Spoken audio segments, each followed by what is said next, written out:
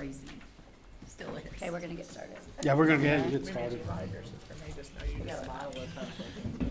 That's all right. She knows it. She knows I think that. Is it on? Is this, I got confident people over there. is it, we're good? Okay. Okay, we're gonna go ahead and get started. Call the 2024 budget workshop to order. Roll call. Wimpy, Here. Gillespie, Here? Parks, Here. Ford. Here. Franco. Okay. All right. Item number 1 is the new City Hall Initiative Phase 1 Architectural Services. Thank you, Mayor, Vice Mayor, council members. Kenny Schwab, Assistant City Manager of Operations. On behalf of Mr. Spurgeon, we're going to go ahead and start the meeting. He's doing his radio show, so he'll be in just a few minutes. First up, as we said, was the new City Hall Initiative. So the city manager is recommending in this year's budget, that council go ahead and authorize us to start the process on the new City Hall. It's going to be a couple of phases. So let me kind of give you a brief history. The current City Hall, the building that we're in, the north side where the chambers, and for those that remember, that's actually where a jail was located. I believe that's where the Community Development Department's actually located, about where the jail was. That was actually built, if I remember correctly, in 1974. Population of the city of Broken Arrow was probably less than 20,000 seats. I think the capacity was less than 150, maybe 112 or something like that. For now that we're approaching 120,000, that chamber's way too small. The building itself is too small. The second phase, which is the south side, was built in 1982. We are truly busting at the seams. Our HR department is over in the old county health building, for those that remember. It's where I got my booster shot. I still have issues. But that's where our HR is actually separated from the city manager's office. So we're at the point we really need to pull this back together. Fourth largest city in the state of Oklahoma. We need to take a look at a new city hall. So what he's asking in the budget is kind of twofold. Want to go ahead and get started on what we would call the needs assessment and a site location. Where would we locate it? Can we locate it in the location that we're currently at, between Dallas and Commercial, right there off First? If we do that, some challenges. How do you actually, when you get to construction, how do you build it and not really interrupt your services and your operations administration that you've got going on, as well as council meetings? So want to engage an architect to start that process, do the needs assessment, take a look at a couple, 2 or 3 different locations, one being right there. Can we close First Street? For those that can visualize it right now, if you're standing at Dallas and Main and you walk east down Dallas, you're going downhill. If you're standing at 2nd and Main, 3rd and Main, and you walk west down Dallas, you go downhill. First Street is the low spot. So if we stay there, there's going to be a lot of drainage issues to address. That's why we want to go ahead and get started. Under Mr. Spurgeon's administration, Broken Arrow has been very proactive of trying to get out in front of some of this. So if we can get the design started, conceptual layout, look at different sites, bring it back, start talking about those and whittling it down, then we can go to that second phase that he has on here, which is really a programming. Where do the different office departments, where are they located, how do they function, how do we interact? So that's what he's got planned in the budget this year. Any questions on the new City Hall initiative? The thought of incorporating a parking garage into the design of it would be amazing, Yes. right? Yes. So what would happen with the alley, that the house that's right next to the HR building? How would they? That is one of the things that you're going to have to look at. Before that house was built there, you had a little more space, but now that that house is constructed there, there's going to be issues if you put a parking garage or the city hall there. One way you could potentially look at it is if you go across the street, across Dallas, we've got a parking lot on both sides. What if we turn that into the parking garage and build up there? Then you could actually potentially do the parking garage first, get all your parking in place, and then figure out how you build the existing parking lot back on the north side of Dallas, would probably become maybe the new chamber area or something like that. So there's definitely challenges, just like you had mentioned, and it's really the houses around it, the walkability, the drainage, constructability, what type of phases on that location, and maybe we'll look at a couple others. Obviously, we want to stay in the downtown area, no matter if it's. That would be ideal, Yeah. obviously. Yeah, so, We're just closing First Street between Dallas and Commercial. and building a humongous building that is something that we would look at, yes, with a courtyard. with its own water feature being First Street. Yes, It already is. yes. Yes, It comes up to my knees when it rains. Yes, we've had that Yes. happen. But the point is that we really need to do something, start looking at whatever, Yeah. even if we move it off of that block, say 2 or 3 blocks in one or the other direction. We need to start looking at that and making some decisions on that. absolutely. To Mr. Spurgeon's thought process is there will be some funding mechanism in a couple of years becoming available. What we would like to be is at the point of when that funding mechanism is available, we can go straight to construction as opposed to wait for the funding and then start the design. That's where he's being very proactive on trying to get this started up front. And a lot of decisions to be made. I'm definitely open to the new city hall for sure, and I'm really not excited about like tearing down our existing city hall because we've spent so much money on remodeling, so hopefully they're looking at ways that we can maybe keep the building that we're in now, but still build a new city hall. Right, that would be some, I mean, when we hired a architectural firm, everything's on the table. We'll take a look at everything. For those that were around, the original building was built to where you could go up with a second story or more. 4 stories. 4 stories. The issue that we've got today is that would have been built under the 1970s codes, not the 2023 codes.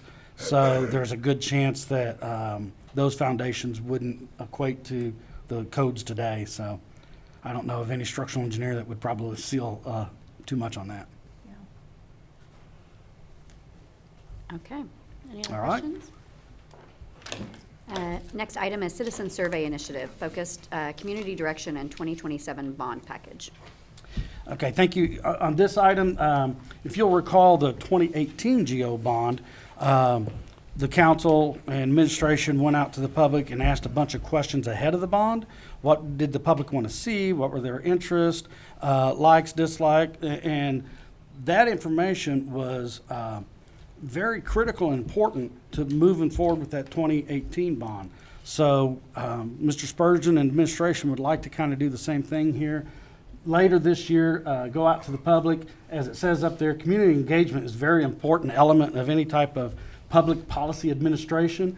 It's important to this council, it's important to this administration, and as we saw in the 2018 bond, it was very important to the success of the bond program. So he's looking at doing that again. And some of the key points, areas of focus would be the community direction and upcoming the 2027 general obligation bond. That's the package that we're looking at next time.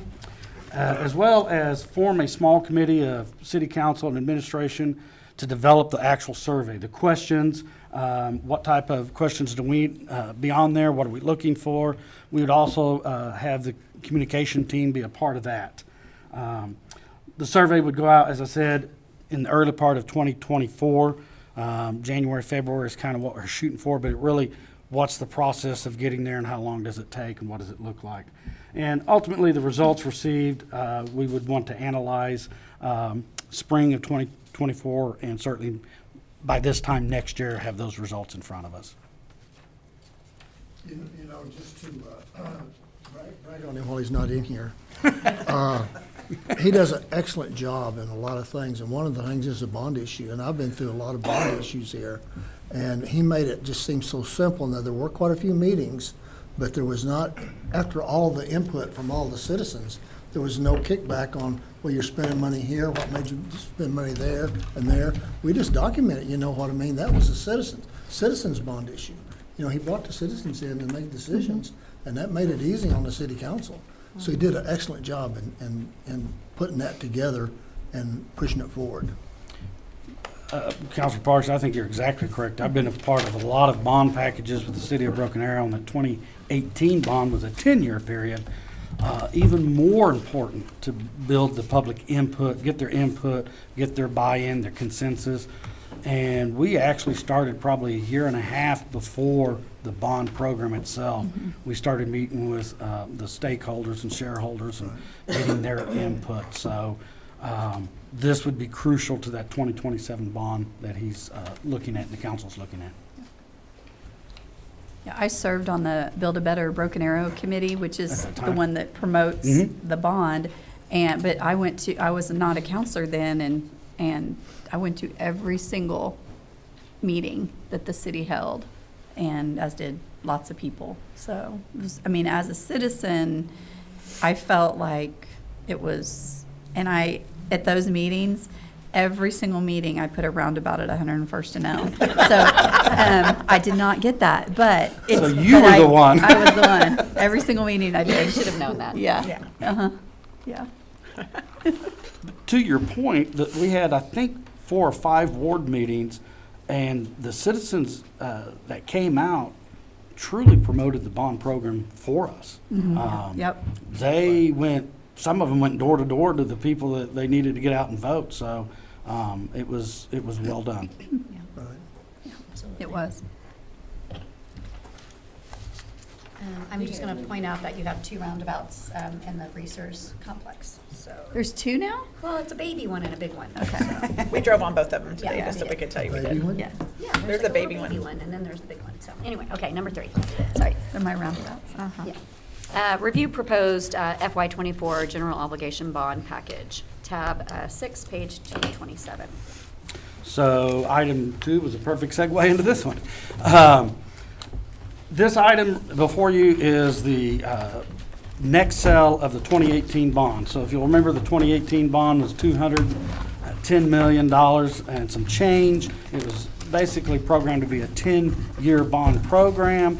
To this point, we have already sold, up to this sale, we have sold $116 million, just over in that 210. So we're more than halfway. This will be our 6th sale.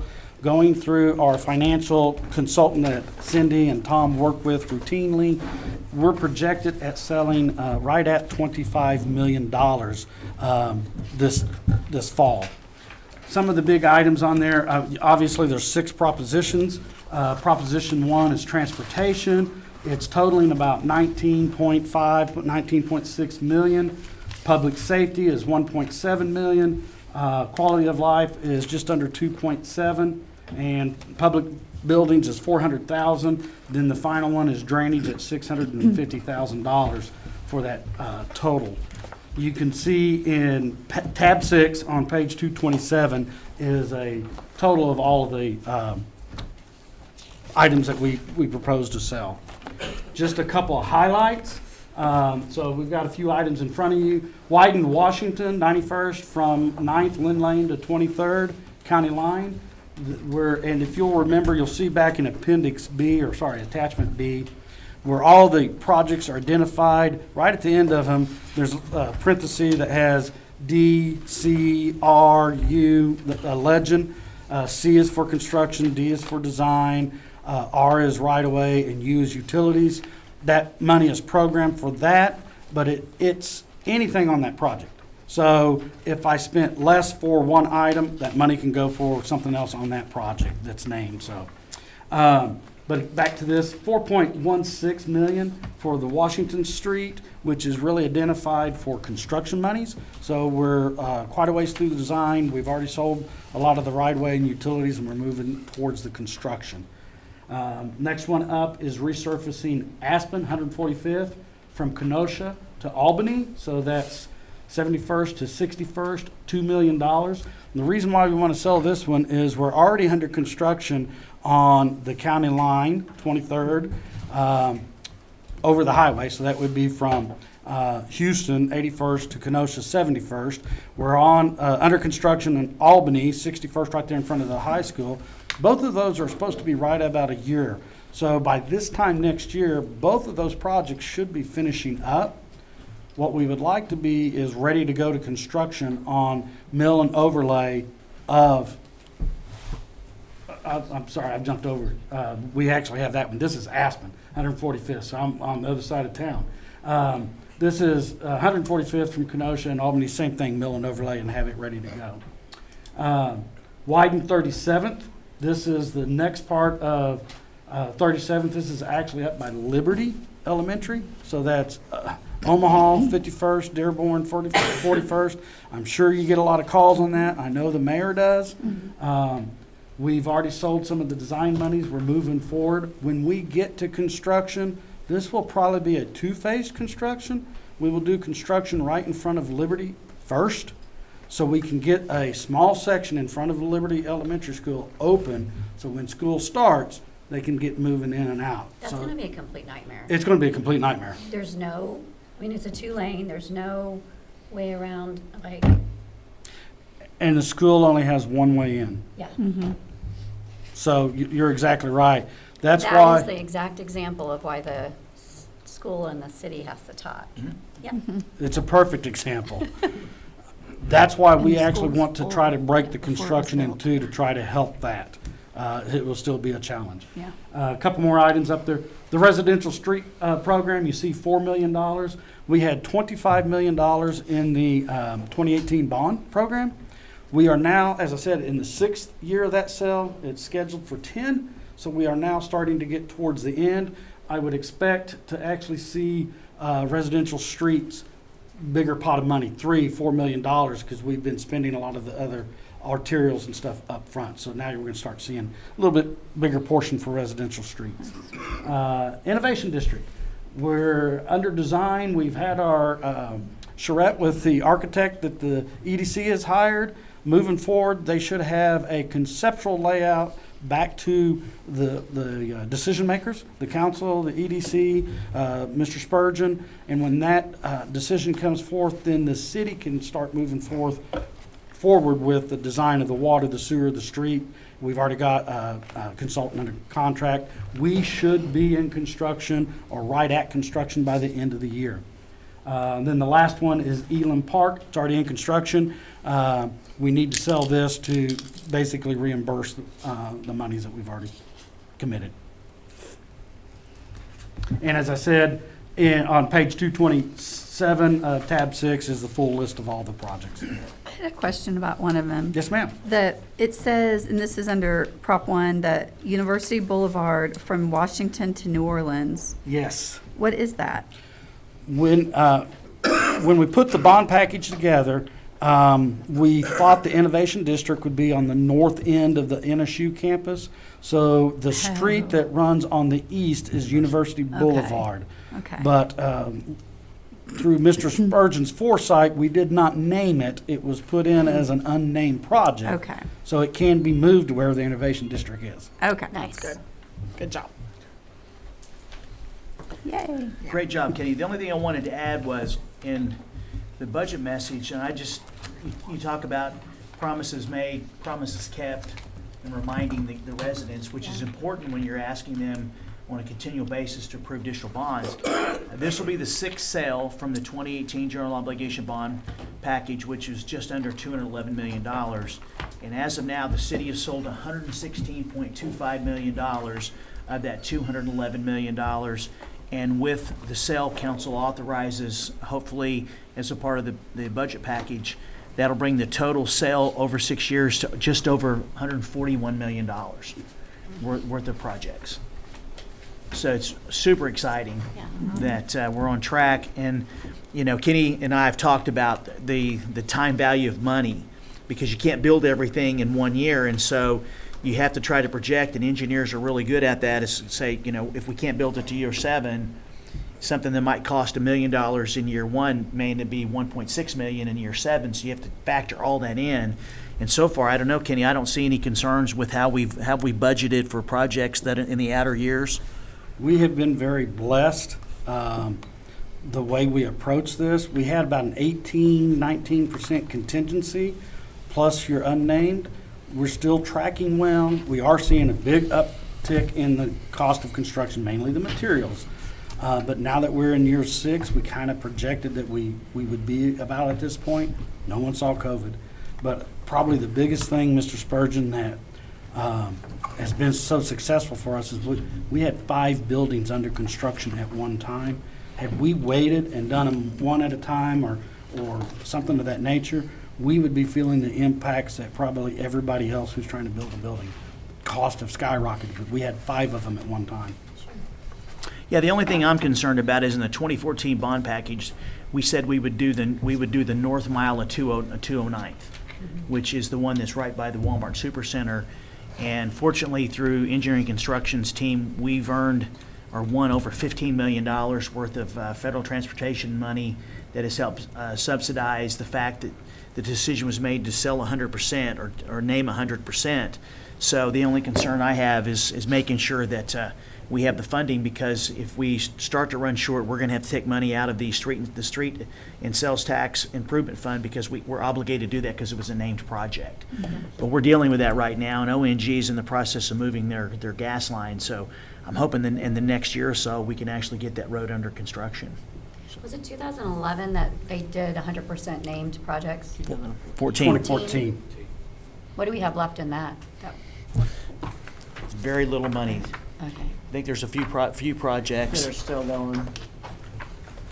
See, that's the one thing, is the reason I brought up about where we are funding-wise is that should we run into issues because the costs, is we would have to take that money from either the unnamed projects or some other revenue source, which I don't want to do. Right. And so we watch these very closely to make sure that they're coming in, because especially if it's a named project, because we're obligated by law to do that. Yeah, Lisa, I'm not sure if you knew the history of that, but in 2014, the bond. When I was running, I asked him how many, because I knew we had a lot that were old and outstanding, and he showed me a spreadsheet or something on like how he's trying to get them knocked out, so I was impressed with that. Right now, the 2014 bond still has, we have about $8 million left in projects that we're working on. Okay. But some, Where's that in the bond? in the Page bond? Page 212. 211 and 212. The 212 is the list of the projects that we're still working on.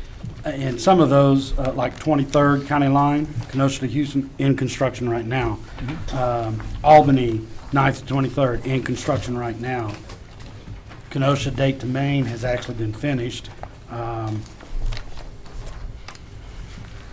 Yeah, a lot of them are in construction. Houston, Elm to Garnett, that was actually just design monies, and that actually has been finished. So we're getting close, but there's still a little left. Yeah, I'm very happy with the way Ethan's driving projects. He's got some great project managers. Some of them are here tonight, and they do a really good job with Travis managing the transportation program. It's significant, and they do a great job. And then you couple that with Rocky's presentation he'll give you Thursday on the street maintenance program. I mean, we're spending $4 to $6 million a year to try to keep that PCI, above 70, and we have that current study out now to determine exactly where we're at. And I'm think it's going to come back favorable because of all the new roads which they'll take into account. So Rocky will talk about that Thursday. So. All right. There's no further discussion. We'll go on to item 4, discuss financial assistance provided by BAMA to the city's general fund. Okay. Obviously, we have a large budget, and you've heard me talk about the fact that BAMA helps support the general fund. And you hear, and I have a breakdown here that Cindy's going to show you, is exactly how our sales tax of 3.55 is actually broken down. And what you have up here is the general fund revenues are not sufficient to cover general fund operation expenses. As a result, we need financial assistance every year from BAMA to supplement the general fund. The total amount of assistance included in this year's budget is just over $32 million. This assistance comes in, there's 3 different ways, and I'm going to ask Cindy to explain those because she lives it every single day. But there's three primary ways, and a part of this, the reason we are so heavily dependent is because of the model we have to use in Oklahoma in order to basically fund the general fund. Yeah. And so I believe every municipality in the state of Oklahoma utilizes their utility department, if they have one, to some to some degree. And for us, this has been something that's been going on for many, many years, and it's actually increased over years. Johnny remembers some of the decisions they made back in years ago about getting additional help from the utility department to fund the general fund, because it really never has been able to completely support itself. And so I wanted to take this opportunity, because you all get asked a lot of questions about the city's budget, where the money comes from. Everybody believes that we have an unlimited ATM, quite frankly. And all joking aside, I want to just have a discussion about it so everybody will know exactly where we get our money from and how much is in each of our funds. Because $32 million is a significant amount of money. So, Cindy? And, well, the first one is the 1% sales tax. So out of the 3.55%, 1% is considered the utility tax. And then what that does, it goes into the general fund, and then by ordinance that was passed, I think in 1979? 79. It goes back to BAMA, and then BAMA transfers it back. It's finally transferred back to the general if not needed in BAMA. The second one is the pilot. Let me stop right there. So let me make a point about this, is that when the mayor signs the notes when we borrow money, okay, she probably knows this, but I'm going to let everybody know, is that we're actually obligating that 1%, because that money's supposed to stay in BAMA. Yes. So when she signs the notes that the authority approves, city council approves, we're pledging is that if we ever need revenue to meet our debt obligations for those notes, that some portion of that 1% would not go back to the general fund, because we're obligating it, and we're obligating the utility ratepayers that we would increase our rates if necessary to meet our bond obligations. So I wanted to make sure that was clear. And then the second way is called the pilot fee. And the pilot fee was implemented in 2006 to help supplement the general fund.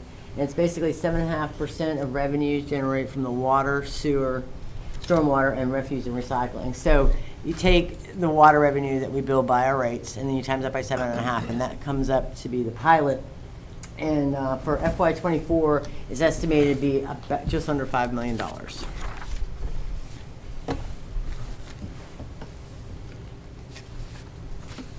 And then about 15 years ago, about the same time, some traditional general fund operation costs were moved to BAMA. For example, the city manager of operations, which is Kenny, logistics, general services, and engineering. At one time, these were all in the general fund. And throughout the years, they moved them over to help supplement the general fund. So that's Kenny's pay. Just for the record, that is And not no, my salary. That's not him. But his is the city manager of operations, so his department. Unless, of course, you want to make it my salary.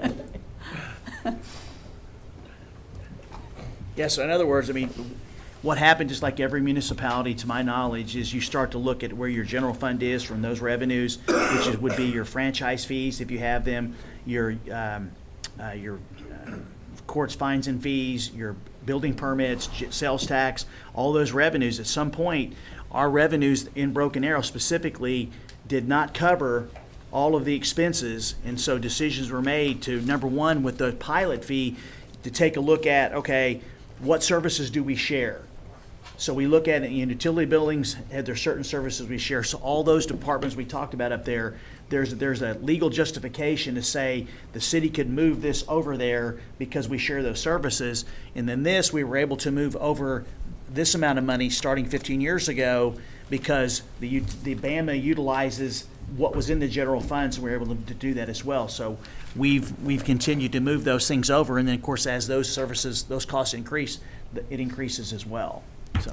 And also, if we go back one more slide too, the sales tax, the 1% is $20 million, plus the pilot fee, that is included in our current revenues, which the police and fire get the percentage on each for that part of that. So 67% total, 31 rounded for the fire, and 36, 37 for the police goes into their respective funds. I think it's important to point out that our general fund does not pay all of our bills. I mean, clearly, it's not. And then I'm just looking at this thinking, if we didn't have to supplement our main account through Bama, I can maybe get that $10 million water filter that I've been wanting for so long. Correct. Yes. Or that, or you do improvements, or obviously the rates, our customers' rates would be lower because you would not have this cost. Yeah. So that's why I'm very conservative when it comes to that, all of our expenses, because I know what our obligations are with regard to that 1% and how it affects us bringing it back. Now, we've never had a problem being able to afford to bring that back, to my knowledge, and talking to Cindy and to Tom. But, it is something we look at every year, and we're obligated to not send it back if there's a need for something significant in basically Bama, the utility department. Because basically, when you go to the OWRB, they look for debt ratio.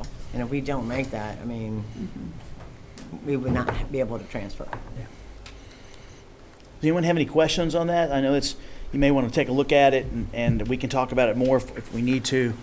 But I just want to make sure, and that's something I'm going to start including going forward, because there's questions every now and then about the sales tax comes in, then it goes into the utility, then it comes back over, goes to the city, to the utility, back to the city. So, I mean, it's probably accounting nightmare.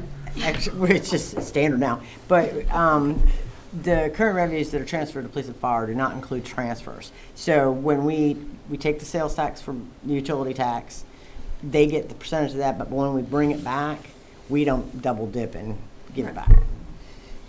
I just thought it made it easy gotcha. for auditors and stuff to look at it.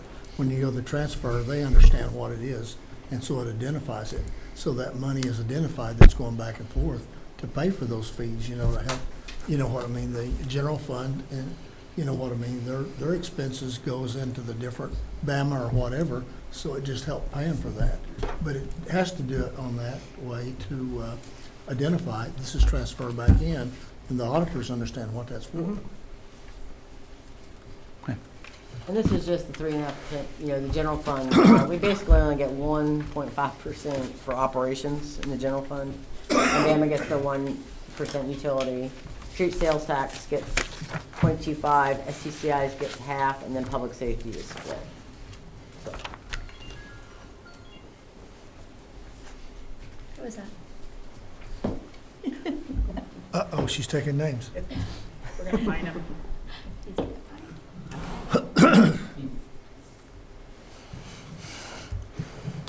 any questions or? The public safety, now that was voted on, is that correct? That's correct. There was a vision 2025. 25. Yeah, it was voted on November of 2015. We started collecting in 17. And that's when we pulled the police and fire out of the general fund. Okay. So we've had a couple of just conversations on other topics, and part of those conversations included the city's revenue, the revenue projections. And I thought we would have a discussion about this to make sure that the way the administration is looking at revenue forecasting is consistent with what the city council would like to see. And since I've been here for my 8th or 9th budget, because number one is our primary source of revenue is sales tax, and although you have a history of sales tax being I think except for maybe 1 or 2 years, we've had increases in sales tax and we've had increases in revenues. We have a very volatile system, and we do not have. You could say we could count on a certain amount of sales tax every single year, but it's not a revenue source like property taxes, where you know that you're going to be receiving based on your assessed value. You can go in minus reserve uncollected taxes, how much money you're going to take in. And so we have traditionally used a sales tax assumptions year over year, somewhere between 2 and 2.5%. And this year, we have 200% over estimated collections. Now, the difference between, and I'll let Cindy explain this more, is that the difference between what was budgeted and what we're actually collecting is about 8%. And for for use tax, I should say, obviously, that's 18%, looks really good, but you're talking about a very small number. Other revenues we look at are in many cases are flat, so we've used a 1.5% there. And I wanted to share something with the council is for every 1% in sales tax and use that we would project over the 2.5% would generate about $607,000. So obviously, to me, I'm trying to be ultra conservative because number one, we have some very healthy fund balances. And the reason why we have healthy fund balances is because we have received revenues, we've had windfalls, we've received revenues above what we've projected. I mean, I've worked in cities to where we have whatever we projected, we were lucky to collect that. And in other words, you budget 3 or 4% or 2%, and you're lucky to get a 1.5% or 1.2%. And I understand that we could actually look at higher based on the collections, and I haven't done that because I just don't trust sales tax, number one, and everybody I've talked to, including 5 financial people, said that we are in the midst of what could be a potential recession. Sales tax, while it's going to be up several $1 million over what was projected, it was only like 1.7% increase this month over last year, and then a 2%. Just over 2% for the previous month. So, I am concerned, but obviously based historically, we could increase it. We could do that, and I want the council to know the impact of that. The challenge is if we do increase it, and whatever council decides, we're going to make work. We're going to be aggressive because obviously, we'll be watching the dollars just as close as we always do. But if we don't hit those revenue projections, you really only have a couple of choices. You either have to cut expenses, or you have to take the money from somewhere else in order to balance the budget based on the revenue projections that you're making. And so, just want to have a discussion with the council and see what everybody thinks. I have emailed you about this, and because I went back through the numbers, and I had sent you this email, but. So over the last 15 years, I was looking at the last 10 years, our average sales tax increase overall has been 5.08%. And so I just feel like if we're looking at 10 years and we have over 5% increases, and I'm a fiscal conservative, but I still feel like that if we have these, what is it called, like the fund balances that we do, I don't know how we justify asking the public to do, $1 extra for this, $1 extra for that, when we have these large fund balances. And so if we're looking at ways to get funding, that is one way to, even upping it from 2.5% even to 3%, or 3.5%. It still would be way below what our statistically over the last 10 years our averages have been. So when I look at it, I just have a problem with when we're talking about the problems we're having with public safety funding and things like that. And we'll be able to get the public safety districts eventually. I think that will end up happening. The legislature will figure that out. But until then, we've got to figure out how we fund public safety and reliably, and that's one way. That would add to public safety, which is, I'm passionate about. Well, the fund balances that we do have, just a couple points on there. Vice Mayor is correct. We could increase. Council has the final say on that. Any fund balance that's in the police fund has to be spent on police. Any balance in the fire has to be spent on fire. The city council has an 18% policy to keep at least 18% of unencumbered funds in the general fund, which I don't know off the top of my head what that equals versus what we have in there.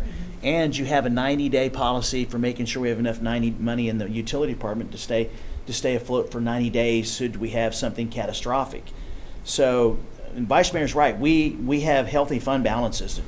but they are somewhat limited to what we could use those for. And she's right, when it comes to some of the things that you could see here, we could use that to offset, but it goes against what council said, we're trying to build up our fund balances, which also affect our bond ratings, which determines how much we pay in when it comes to interest. And so it's a real challenge, and I share your optimism about the public safety districts. I mean, my plan was before, and I think we're going to talk about this a little bit later on, and we may come up with some suggestions, and we may want to go forward anyway, because I'm hearing some things differently. We'll talk about that in a minute, is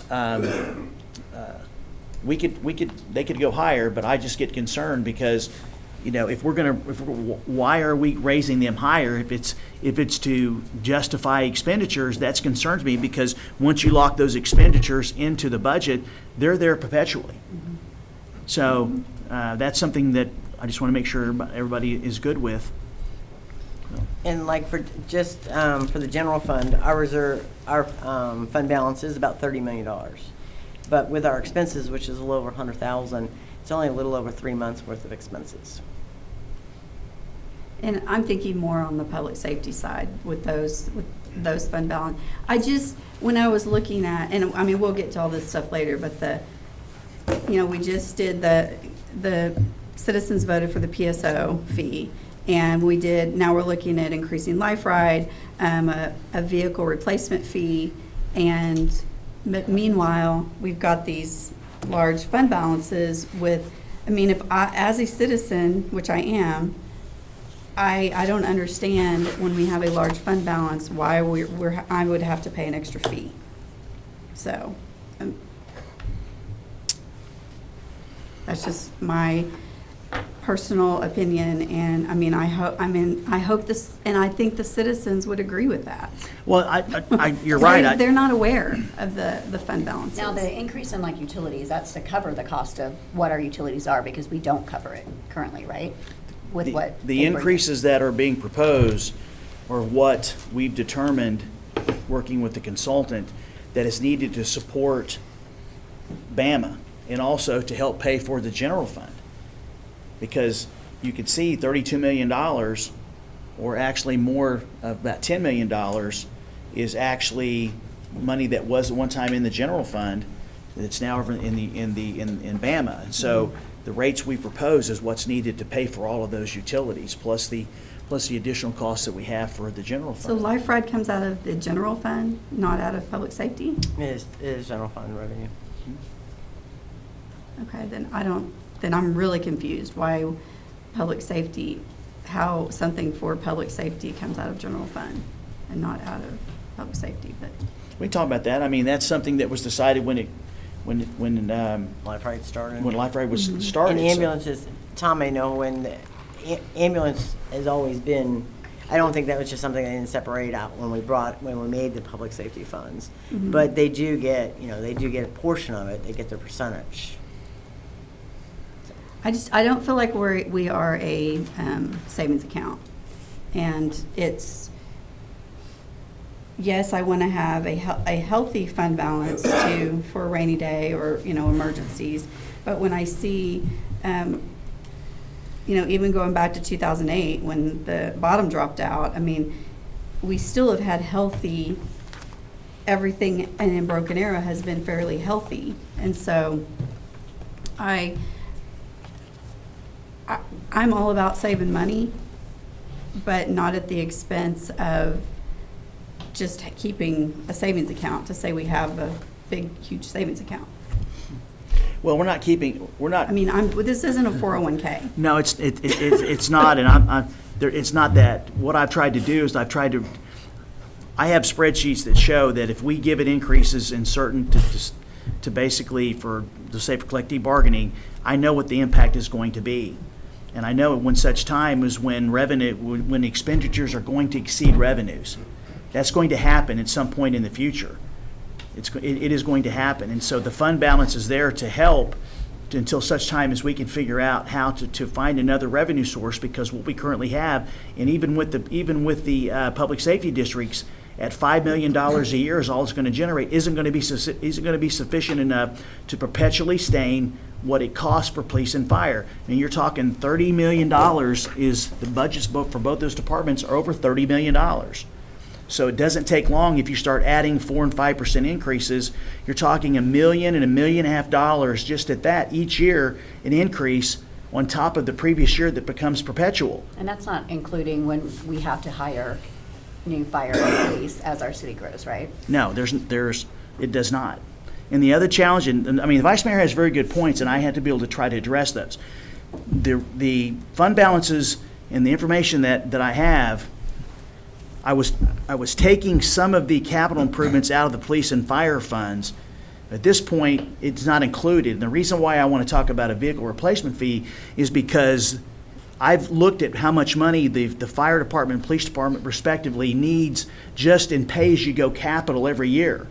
And based on the cost of vehicles, which it used to be $1 million a year, well, now the cost of vehicles are going up, it's probably safe that the police department, with everything they need, every year, they need about $2 million a year, approximately, for capital items.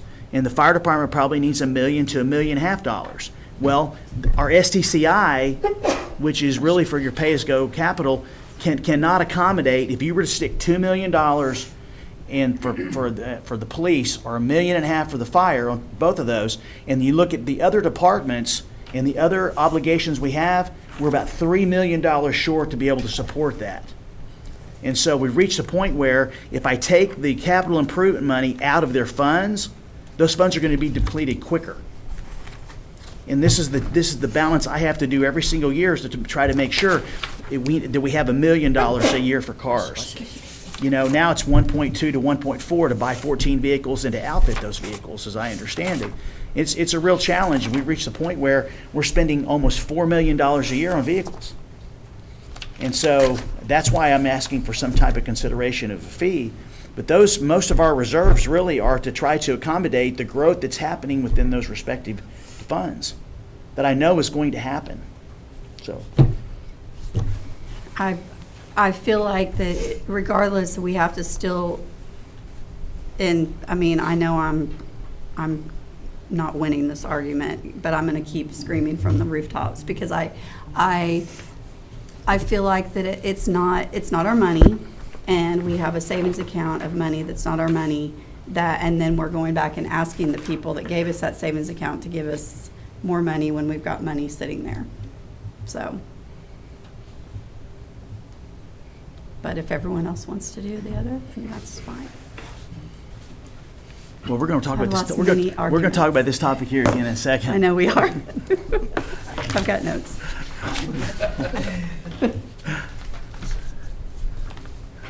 Okay, public safety funding.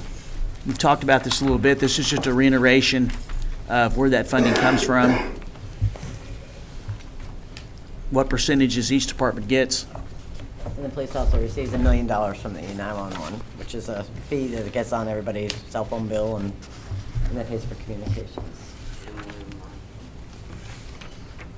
So with regard to public safety districts, there's a lot of people in this room that work really hard to get the legislature to pass a bill that the governor signed that became law, and all the cities were talking about at some point were they going to go to the voters in their respective towns and ask for a public safety district or public safety districts. And for Broken Arrow, you could 1 mil of a possible 5 mil, according to Malaysia Information from Finance, is probably between $1 million and $1.2 million. So for us, you're looking at, it's safe to say that if Broken Arrow would pass 5 mils, you'd have between $5 and $6 million available that have to be dedicated for public safety.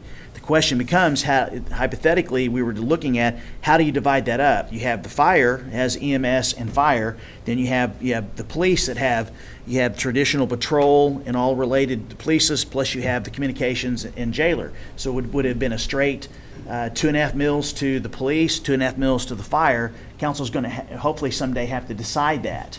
and there's justifications on keeping it 50-50 or looking at, because the police has other services, looking at a different breakdown, and hopefully someday we'll have that discussion. We were moving, just like Tulsa was, I know, is possibly going to the voters. For me, I was thinking we would go to the voters probably in 2029, 2030, somewhere along those lines, because of the fund balance that we have, okay? And then last summer, it came to my attention that a couple of cities, more specific Oklahoma City and Tulsa, their attorneys actually had some concern with the language and how it would possibly can conflict with the state constitution. And so things were put on hold. We have our local state representative that has requested from the Attorney General an opinion on whether or not he agrees that it would be a conflict. Now, OML has a different take on this. That it is clear that there is a justification for why this is legitimate, and their opinion differs. And so, hopefully, we'll have a decision from the Attorney General. I spoke to Representative Ford, and he said he was told last week, about 3 weeks or so, he should have that opinion. So, Attorney General's busy guy, so probably maybe by the end of June, we should know where that is. If he says he doesn't have a problem and doesn't think it conflicts, then the council should discuss when we should go before our voters. So Need to be before we get a new Attorney General, because he's running for governor, so. yeah. So if he comes back and says he does agree, he does agree with that it could be a conflict, then I think we have a responsibility to go work with the legislature to get a bill before somehow, and I think it would take a constitutional amendment to remove that conflict, to get something before the voters, and then go out and sell the importance of having adequate revenues for public safety. So now, when I spoke to Dan the other day, he said even if the Attorney General comes back and said he agrees, I mean, really until the city actually goes before its voters and asks them if they approve it and it gets challenged, he was talking to the mayor and I about that at the board after the board meeting last Wednesday. I mean, if the citizens vote on it, it would be hard, it would be very hard for them to, I mean, I'm sure, I don't know, but I would think it would be hard to challenge it if the citizens actually voted it, voted for it in your city, but I don't know. Well, I think that's the part that surprises me, is because of what's being brought forward is them having the opportunity to vote for it. Right. So. So I'm open for thoughts and suggestions. Obviously, LifeRide is important. We talked about that for several times, about the need that everyone should have to contribute. I know that's just specifically as it relates to EMS services, but you talk about 11,000, and we're going to get to that here in a second. 11,000 customers are not paying it, and we have trouble collecting from those people that don't pay it. So to me, that's something we need to visit about, which a little further on. That's right there. Okay. All right. Thanks, Andy. So It's right there. in 2015, the council made the decision to initiate a fee of $5.45. Right now, when we're still growing, we have just under 41,000 customers. We've seen an increase in customers opting out of the program, and Cindy and Tom estimate right now there's a little less than 11,000 customers that have opted out. What's interesting is we've had Crawford and Associates on a couple of occasions take a look at what it costs to provide that service, and based on what we're collecting versus what it would take to operate it, we're way below. Absolutely way below exactly what would be needed to fully fund that, and you can see that in order to do that, which I'm not recommending obviously, but the estimate's going to continue to go up, is that in order to fully fund that, the rate would have to be about $13.50 per month. So the first thing we're asking is and we've had a couple of discussions about this, is that we remove the opt-out provision as soon as possible for any new customers, and then we actually go through a public education campaign and notify those 11,000 customers that effective this fall, at a minimum, that they would start paying the LifeRide fee. So what about the people, like I don't need LifeRide fee because I've got insurance that'll cover that. So what about the individuals that all have insurance that would cover that? And now they're going to be forced to pay for something that they won't utilize because their insurance will pay for it. That's the decision the council has to It's make. called socialism. Yeah, so if Well, I mean, I have insurance too, but it still doesn't cover the whole ride on an ambulance. I mean, You have a I still deductible. pay the monthly fee just because it makes me feel Okay. better just knowing. But I don't know, I mean, I get different, people have different insurance, Yeah. costs or whatever. Then you got Medicare and Medicaid, it's, if they don't deem it's medically necessary, like we had one gentleman that was 92 years old, it was 100 degrees outside, and he fell. He had LifeRide. They deemed it not necessary. Wait, he had LifeRide and they wouldn't? His Medicare did. I'm like, wait. Deemed it wasn't. They deemed it, but he had LifeRide, So so, because Okay. he had LifeRide. Okay, he didn't got Did get it. anybody fight that? yeah, we fought it. Okay. And we lost? I don't remember, it was like a year and a half ago, but Yeah. it was just, but if they don't deem it medically or necessary, the insurance Yeah. don't pay as much. Typically, insurance will always fight anything they Yeah. have to pay the first time. I mean, I've never had them not fight something that they don't want to pay. And we have somebody that's dedicated with, they work with fire and everything, and Yeah. our third party. And, if everybody goes on LifeRide, the collections, we just approved a new collection agency, we wouldn't have any Broken Arrow residents going to collections, from our, if they have a ride with Broken Arrow Fire, Right. so. Okay. My We get question a- was we get- just that, I was just wondering on that. We get calls all the time, and they say, "Oh, I know, I opted out of LifeRide 2 years ago," and they owe us $1,000. Right. We try to work as best we can with them so they can afford to do it, but then they opt right back in after So the ambulance ride. then what about the residents that are in the city limits but don't have city services? How do you bill that? do we have? Yeah, me. I'm on Rural Water 4 and I have Green Country Trash, but I'm in city limits, which is real strange. It was very hard for me to cancel my. We did a campaign a couple of years ago. I think it was said like 4,000, people. So it'd be everyone in the phase 1, the phase 2 of my yes, neighborhood. Tom, go ahead. It was huge. So right now, we are trying to get an interlocal agreement With Rural Water. with Rural Water 4 Okay. so that they would bill on our behalf. In some cases, sewer would be included. Other cases, it would just be LifeRide, streetlight, and stormwater. But so that they would bill those things on our behalf. And because currently we do get from them, we have an element of customer that is on Rule 4 for water, but have our sewer. And since we have winter quarter averaging, they provide the water usage numbers to us so that we're able to accurately bill sewer. And so we have a relationship currently, and we're just trying to further that relationship Yeah. so that. Because like we're on septic, so we're not. That's Right, the other but, thing. I It's mean, just so weird. We that- have a lot of residents who are under the radar, so to speak, because there's nothing that compels. It's on record now. Should have been quiet. Now you're on the radar.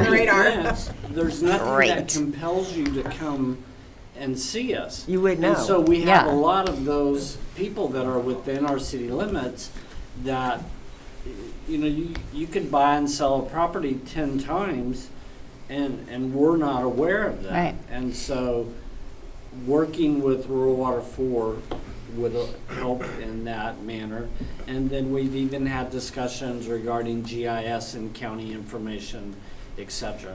But, we are working towards at least a partial solution of those individuals so that they would be inclusive in our billing. So my utilities are about to go up, is what you're saying.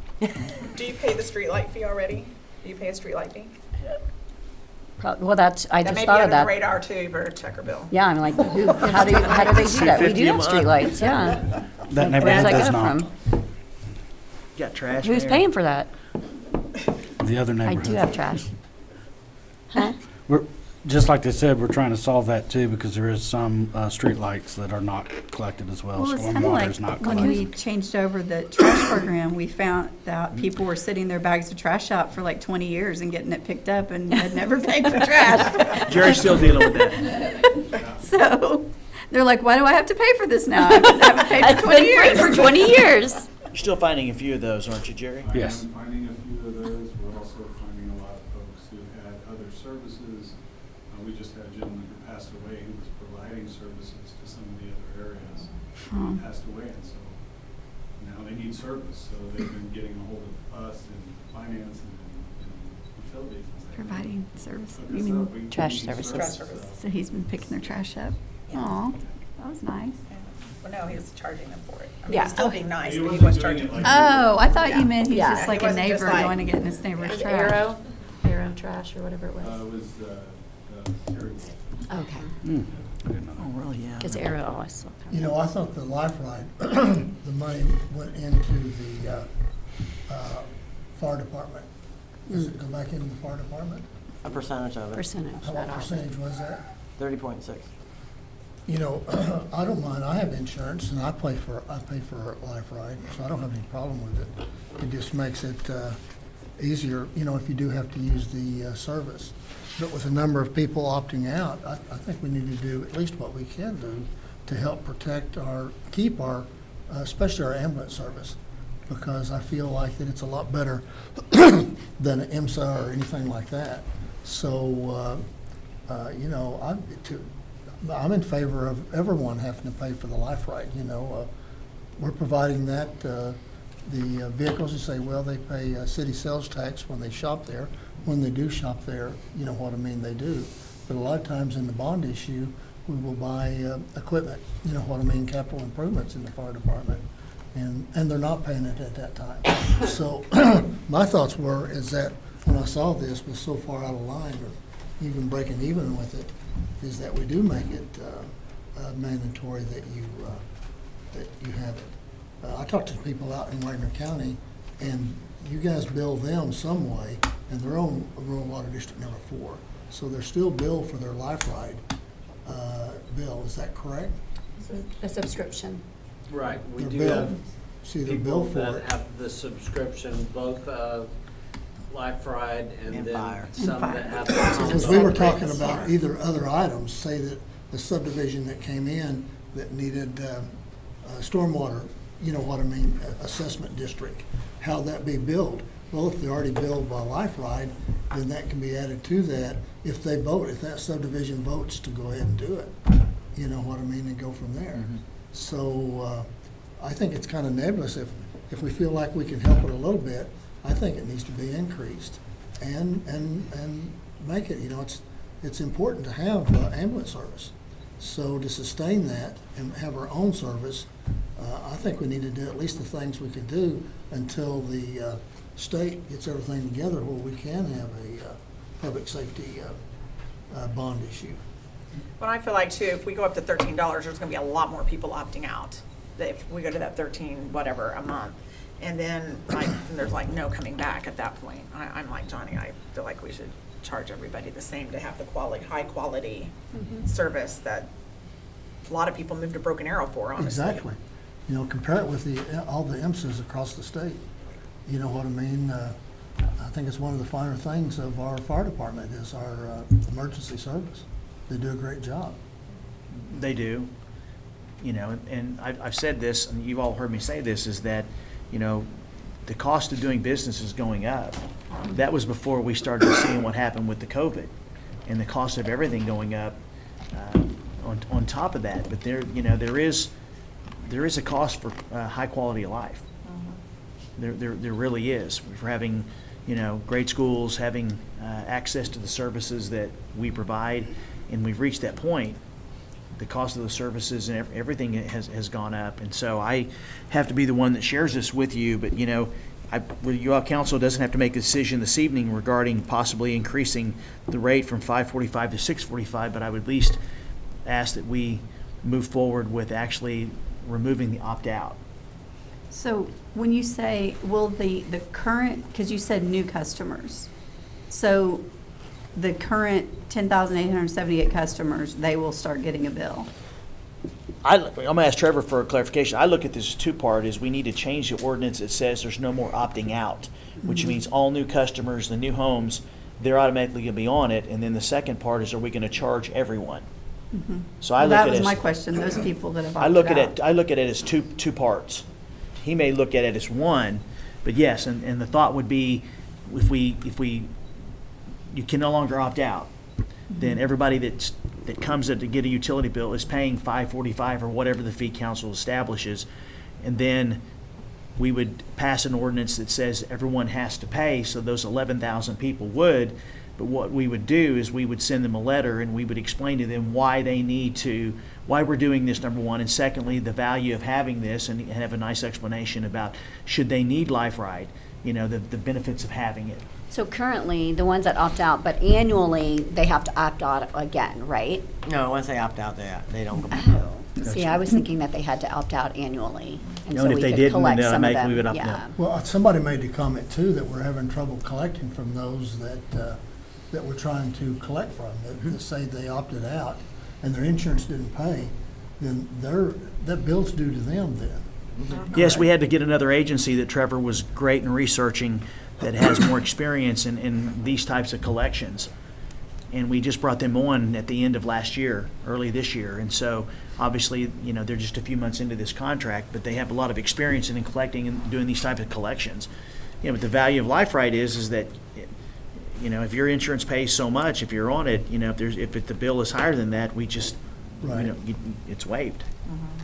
No, I just don't I don't want us paying to provide such a great service and then have people to utilize it that don't, have any bucks in the game, that haven't paid for it.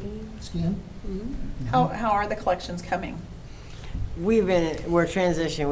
We had a contract with AMS, so we had to ride that. We stopped that, and we're just starting to send files now to the new one, because it takes time for the transition, because you gotta be careful they don't get them from both. So, we have some with AMS, and they're basically, the new one is dealing with the newer ones right now. What do And we they'll need, go about back. 6 months, Trevor? What do we Yeah, need? Works and Lens has been on for approximately that amount of time. We'd have to check like our collectibles of what we've actually received. I'm not aware of the numbers. We just started sending, because we had to do AMS, I want to say it was the beginning of the year that we transferred over, and we had to give AMS a notice. And then they had the last batch of files, so we had to let them ride a little bit. And then they're gonna finish up with some, and then we're gonna transfer some of the old ones to the new company and then go forward. It's not something that you can just say, this one today and this one, because you might have 100, 200, 300 files that are in the transition that they've started the collections on, so. And they're just doing LifeRide, they're not doing like our water bills, the water people that still owe us on water bills. Different company. Works and Lens is exclusively on the medical debt. That's what they specialize in. Well, I just think we need to sustain our system, you know what I mean, in this, any way that we can, and this is one of the ways that we can help, you know what I mean, sustain it. So, it's negligible as far as I'm concerned, paying $1, you know what I mean, or more or whatever. And again, I have insurance, so I don't mind paying it. I'm just really pleased with the system that we have. I'd like to maintain it. I don't mind paying it either, but those 10,878 people obviously took the time to opt out. So just philosophically, I have to speak philosophically here, this is no different than Obamacare. That I can, we are forced to pay for something that we may or may not need. And some people just don't want to pay for it, and then they're going to owe more. And yeah, they might not pay their bill, but so if it's philosophically, it is no different. We're paying, and I don't mind paying, extra. I don't know if the amount we need is $13.57 and we're only getting to halfway, we still aren't figuring it out, like how to solve the problem by increasing by $1. But I mean, I just want to go on the record that that's how I feel about it. And I don't know what the answer is, but I know taking money from me to pay for your bill isn't the way that most of our citizens, that's not how they vote and that's not how they feel. But don't you think that's what's happening now for the people that aren't paying? We are paying for them. We are. So, but it's not the same thing, because we're not making somebody pay money, so. Well, somebody has to be Somebody paying has to for be it. paying for it. Yeah, they should be paying All for the rest it. of us then are paying for it, if they're not paying their part. Okay. I mean, I don't feel philosophically it's that, I mean, it isn't, then we should just up it to $13.57 and pay the bill. But it's the 11,000 people that are paying now that would have to pay that to keep us even. Yeah. Which if everyone paid, we could just have to pay the $6. So, I mean, my opinion. No, I'm sorry, no, I'm sorry. No. Yeah, we need to We be need- at the we- 13. okay. We need to be at 13. And yes, in order to pay for everything Crawford and the whole total estimate, just want to be clear, everyone, all 41,000 people would have to pay the $13.50 to get us. We're really You know, and losing the money. the So- goal, honestly, Yeah, the so goal would be, $1 is not, Yeah. is to incrementally get there. You know, you look at this.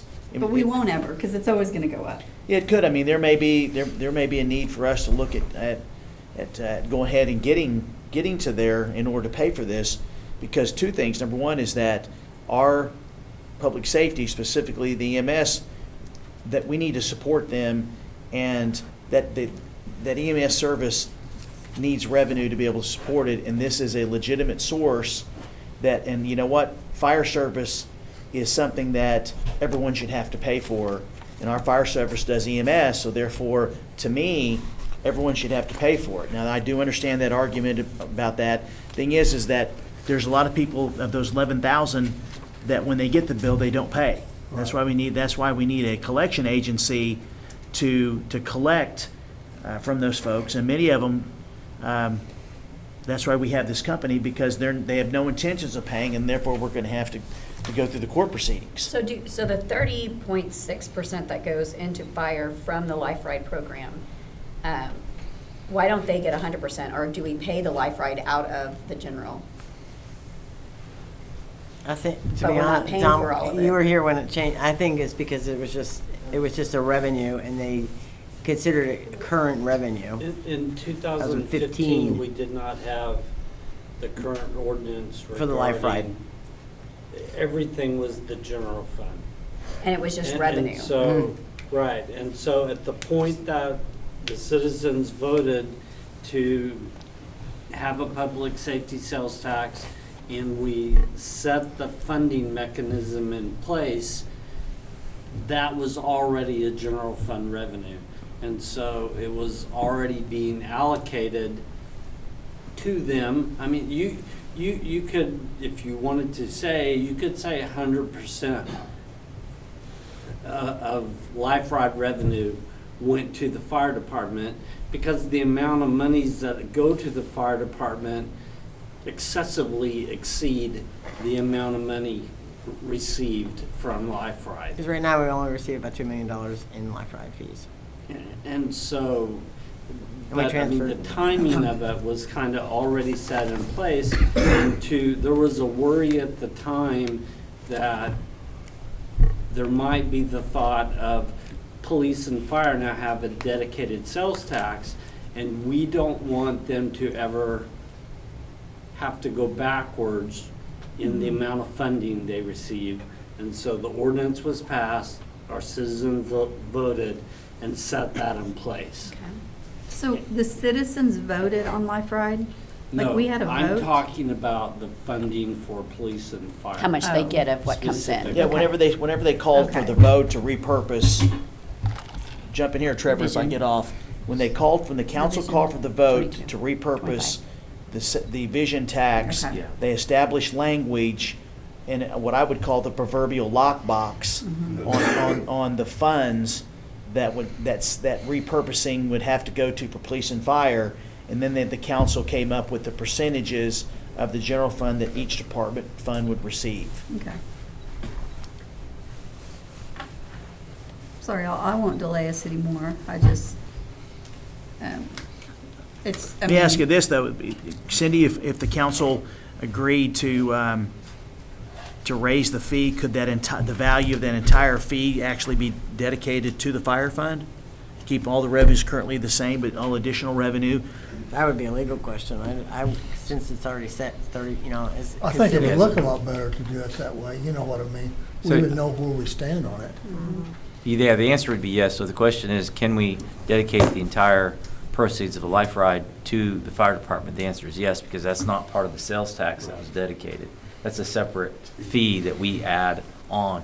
And actually, my recommendation would be that if council did decide to make it mandatory, meaning you can't opt out of it, I believe that the prudent course would be to mandate that that fee goes 100% to the ambulance service. And the reason Absolutely. is, legally, they would look at this as a public utility, like as a stormwater fee or a trash fee, a sewer service. It's a utility.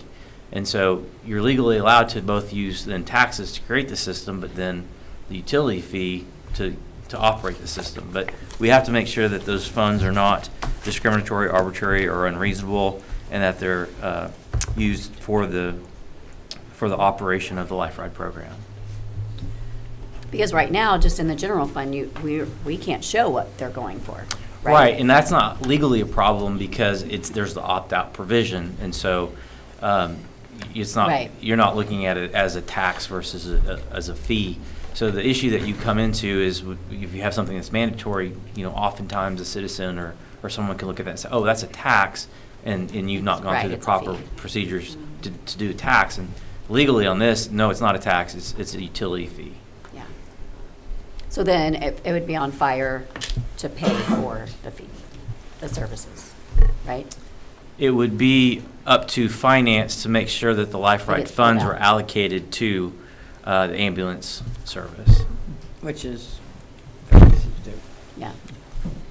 It would just be another cost code on the bill. Yeah, if we make these Right. changes, I think we need to make that change. Yeah. You know what I mean? Make it clear where it's going.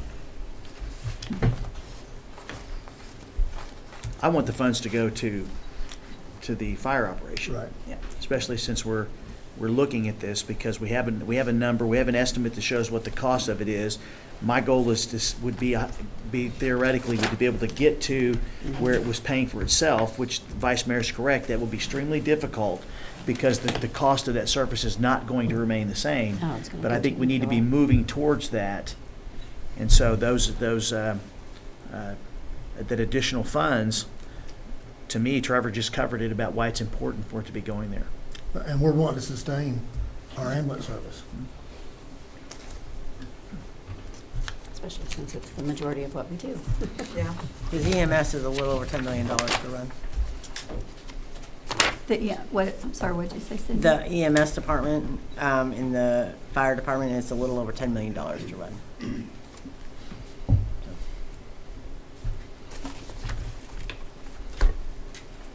Okay, so let's just recap what we're going to do here. So council is good to go with changing the ordinance, eliminating the opt-out. And then secondly is requiring all those folks that have chosen to opt out to notify them that a certain date they would begin to pay for LifeRide.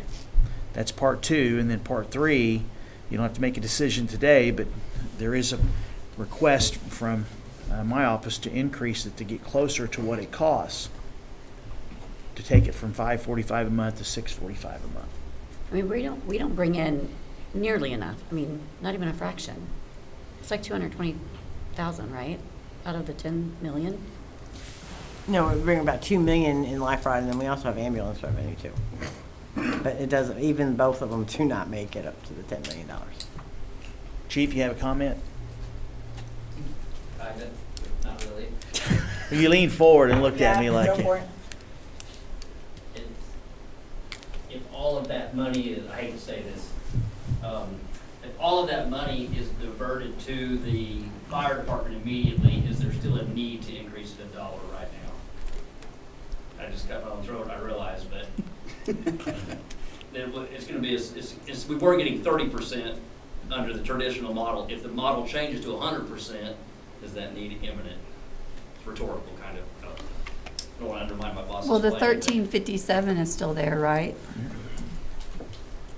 Well, if we just go $1, if we look at it every year, you know what I mean, if we change it where 100% goes to the fire department, and if we just went $1 now, and we look at it again next year, and we keep raising it until we try to get to that $13, because that's a pretty big step, you know what I mean, at one time.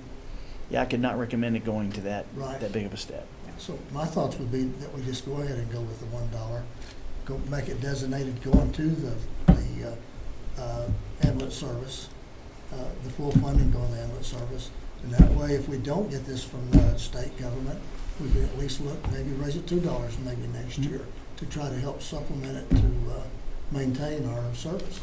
Well, if we take the 11,000 people that are not paying, that they have to pay, plus the increase, and add that to keep the current revenues the way they are, because I don't know the impact of actually taking that out of the general fund, but definitely this is what I want to discuss, the 11,000 that would be added, those funds, plus any increase going forward in the rate would be added to the to the fire fund. And I will tell you this, the one thing the council needs to remember, just because those numbers are set in terms of how much we contribute to the police and fire, you know, if there is no public safety tax, there may have to be discussions about increasing the amount of revenue that is given or added to those funds. That's going to have to be a discussion we're probably going to have because of the costs associated with operating public safety. So we've talked about that just briefly, but haven't explored it because this public safety situation is relatively new. Is that everybody's understand? Is that everyone has to opt in? All those 11,000 or so, the additional revenue they generate plus any increase any going forward would be dedicated to EMS or fire fund. And you want to keep in mind, a lot of the cities our size use IMSA, so they don't mess with any of this, you know what I mean, the ambulance service. And, you know, as somebody said earlier, there's people that move here because of our ambulance service. Okay. Yeah, they're the ones that opted out. Yeah. Good? Yeah. So what is the number, like the 1357 that we would need? What does that equate to, like over the number of households that it would be? Basically, she took what it would cost to run. So what is that number? You took the 10 million? That's the 10 million? Well, this year it's 10 million, but it could have been 9.6 or Right. whatever. You know, we took 2022 numbers because that was the most current full year, and say I'm just going to use it easy, $9 million to run the. She took the number of customers, Okay. and it with everybody being in it, divided the cost with what they've received in ambulance revenue and what we would receive in LifeRide, and there's a shortage. Yep. And it's a shortage is about $4.6 million.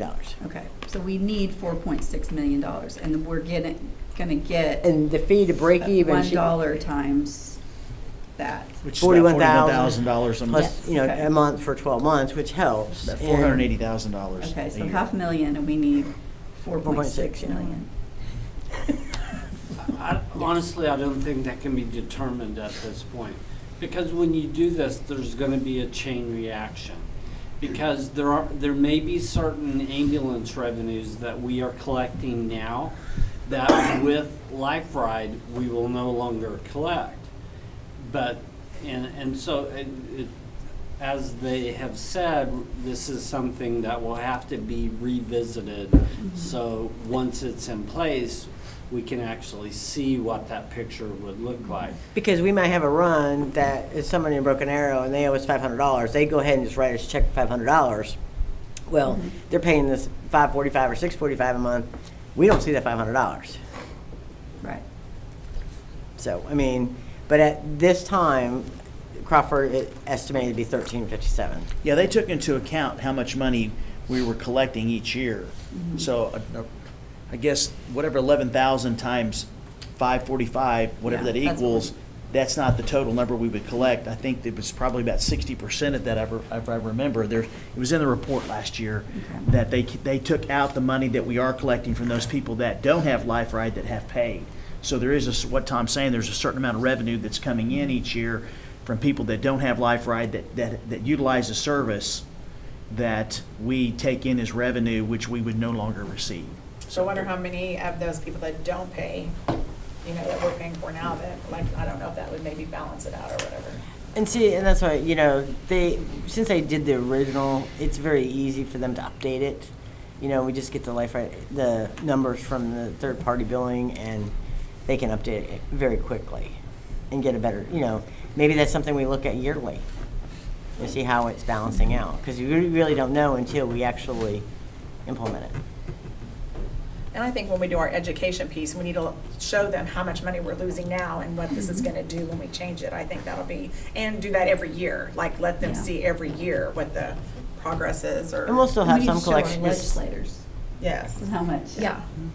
And we'll still have additional revenue too, because not everybody that someone could be from Tulsa and it's in Broken Arrow and they are transported, so. I don't think they understand the full impact of what cities are having to deal with because of the way cities are funded, the impact that it's having on municipalities and their utility departments. I think the cities and the suburbs understand that. I think the rural legislators don't understand that, and that's where the problem is. There's more Well, rural our legislators. our legislators, when we were originally talking about public safety districts, they had no clue when I would tell them how we fund in Broken Arrow. It's bizarre. Yeah.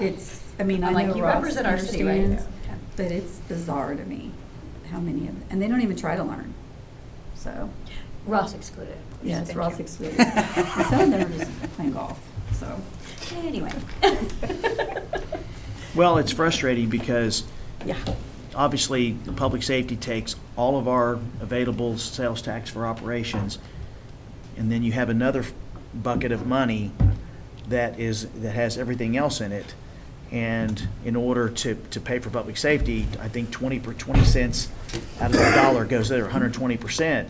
And we're running the rest of the city on 80 cents, or 80 cents of that dollar, because sales taxes, there's only so much of it. And so we have to do something different. And I thought the public safety was a good step in the right direction, so. Okay. All right, at this point, more good news. We're not finished? No. No, we're not done. No. Manual fees time. I'm gonna jump over this and go to this this vehicle replacement fund fee that I brought up. There'll be two other things. I'll jump around on the PowerPoint. So when you ask me what things that I'm concerned about, the cost of the capital, the pay-as-you-go capital.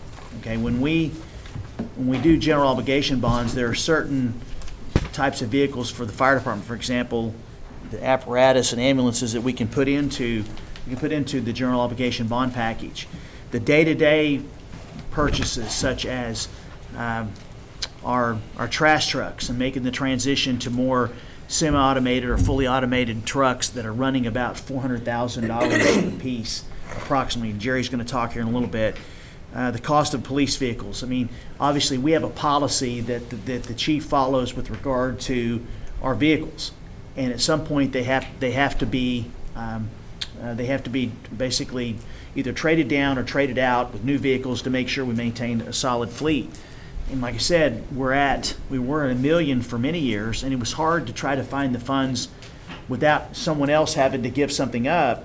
But we were always able to get close to that. Well, now the cost of vehicles, as we've heard, is going up, and I don't see that stopping. And so, if you look at the police department, for example, it's probably every year with the budget requests that he makes for capital, from everything that he's got to run his operation, that's not personnel, not operating expenses, he probably needs close to, in a perfect world, about $2 million a year to have a good capital budget to pay for every single thing that he needs and his team needs to run that department from the bullets to the weapons to everything from A to Z, okay? It's all in the budget. It's hard to cut. It's really hard to cut anything that he puts in there because there's always a justification, and it's something that. And I don't think he's ever been frivolous, in my opinion. I think he comes in and asks for what he really needs, which it makes it easier on me. Jeremy, on the other hand, I'm just kidding, Jeremy. He comes in. Mark, on the other hand, no, seriously, they come in. And they all like the latest technology, okay? Well, the latest technology is expensive, okay? But it's a part of this transition of trying to make sure we have what is necessary to do the job. The job of being a police officer and a firefighter, we're doing the same thing as we did 120 years ago. We just, in many ways, we do it differently. And they're trying to stay on top of that. Well, we were taking the money out of their various funds. Well, I'm concerned about that because taking $2 million out of the police fund, I need that money to be able to support operations. So I'm absolutely, council's final decision, but I'm adamant about that. Something has to be done to where that fund, and both funds actually, the focus is for operations, which means you got to shift everything over to STCI. Okay, or put in the bond package what we can that would be legally justifiable for bonding. Okay, and there's not a whole lot that you could do for the police to be able to do that because of the types of vehicles that they get, fire definitely. So I had Cindy estimate, if you look at what we take out of STCI, how much we receive every year, around $9 or $10 million, and you take out the Bass Pro payments about $2 million, 1.9 or so, which that's going to be converted over to a new city hall. And then, we have money in there for economic development, capital improvements. You take that out of there. I think there's something else in there. You get down to around $7 or $8 million that pay-as-you-go capital. Well, you look at what each department has been allocated since I've been here. We put some requests for the fire and police in there, but if you stuck all those in there at the same time, the other, which I'm recommending that we look at that, the other departments are going to have difficulty funding the pay-as-you-go capital the other departments' needs. And their needs, in many ways, are just as important for what they're doing in serving the citizens as it is for police and fire. And so I did some research of other cities, and there are several that have vehicle replacement fees. Some do it one or two ways. Some build the vehicle replacement fee into their utilities. In other words, a part of their utility costs you pay, a portion of that money goes for vehicle replacement. Okay. Some other cities have an actual fee on their bill that says for vehicle replacement. And then those funds are utilized based on how much it is to help offset the cost we need for capital. For those, whatever council designates. I mean, it could be just you do it for solid waste vehicles.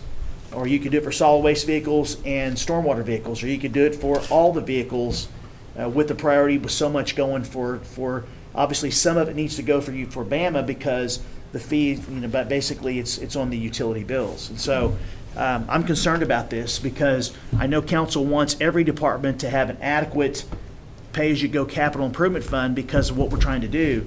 The challenge is that, to me, I think to be safe, there's probably, I'd say, at least $3 million short, or about at least $3 million short to be able to adequately fund every department with funds necessary for that small pay-as-you-go capital items. So, I know, Kenny, you want to add anything? I mean, I know your utility department, it's very important we talk about this. Yeah, on the utility side of it, our fleet and maintenance is constantly trying to keep those vehicles afloat right now. You saw this past year with the ambulances and with the trash trucks. We are working almost around the clock on it. So trying to order vehicles is taking so long. So actually having a fee in place is looking further down the road and actually a program and planning it out. So I support it. I think it makes great sense. Jerry, you want to talk about your vehicles and the cost of them and your operations, the need? Yeah, the ASL vehicles that we currently utilize, just last year when you blessed me with 5 brand new ones, have gone up $120,000.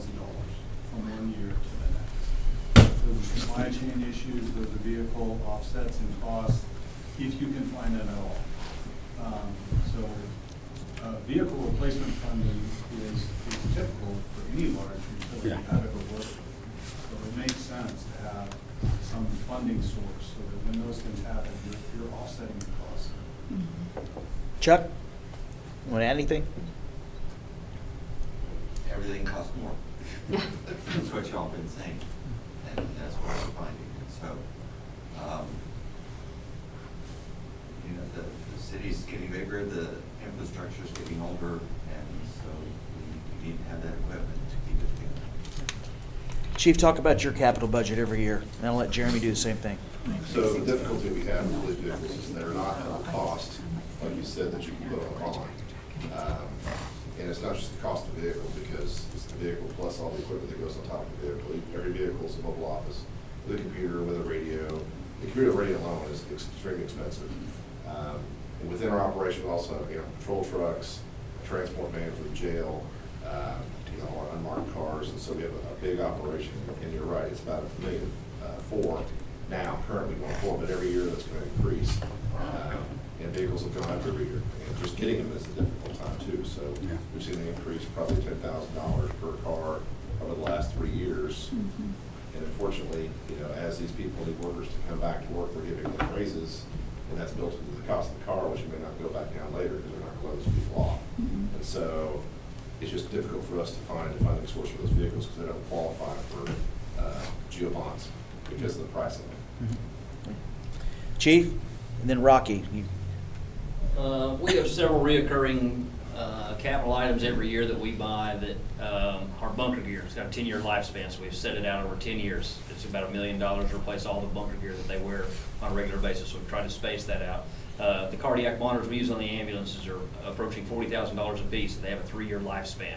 The ambulances, we're putting a lot of miles and a lot of hours on those ambulances. The 2018s we bought in 2018, we're already remounting now with new chassis because they're wore out. And those have gone up $100,000 or more since I've been here. Even if we just buy the garden variety, not have to buy the very, very, very Ferrari that we bought one of last year. And the supply issues are also very, very challenging for us to find them. I think we're about out of the woods on being able to find those units, but they continue to increase exponentially in price. Each ambulance is about $300 or $300,000 to $350,000, and we put those in this capital. Our fire trucks we're just buying out of the bond, but when we passed the 2018 bond, we put $5 million in to buy basically a round of fire trucks. We anticipate that being $20 million in the next bond to buy that same round of fire trucks, and they're 3 years out. So if we bought a fire truck today, we can anticipate it actually arriving 3 years from now. So a lot of reoccurring things that have stacked up. Thanks, Chief. Rocky, anything you want to add? Yeah, I was just going to echo what everybody else said. The other thing that Chief Moore just hit on was the delivery time. So a lot of times the vehicles, dump trucks that we order take about 18 months for to get here, so we're already a year and a half with the old model. So as time goes on, we have to replace that. The parts become a lot more expensive too. So finding parts to maintain it is the other issue. Now, based on our fund balance for STCI, the mayor, vice mayor will be glad to hear that we can afford this year and maybe next to be able to incorporate all the requests. But it's really in the next couple of years that it's going to be a challenge when we're going to need to do something with regard to having an adequate fund balance for everybody. That's why the vehicle replacement fee is not something I would say that I need this year, but I do believe it's something that I want to get on your radar screen. Did prices all start going up with COVID, or, I mean, is that when it all happened? Like when prices really started to go crazy? I've seen it did in the beginning, and then everyone quit. And then I paid more money to get everyone to come back to work. And there's a shortage. And so we've just seen it going up incrementally. I mean, I know things are cyclical with, the presidential race. It just makes me wonder what if there was ever going to be a light at the end of the tunnel with manufacturing. We talked about the jail and the cost of that probably won't come back down. Yeah. Some of what we're seeing exactly is that economy 101, supply and demand.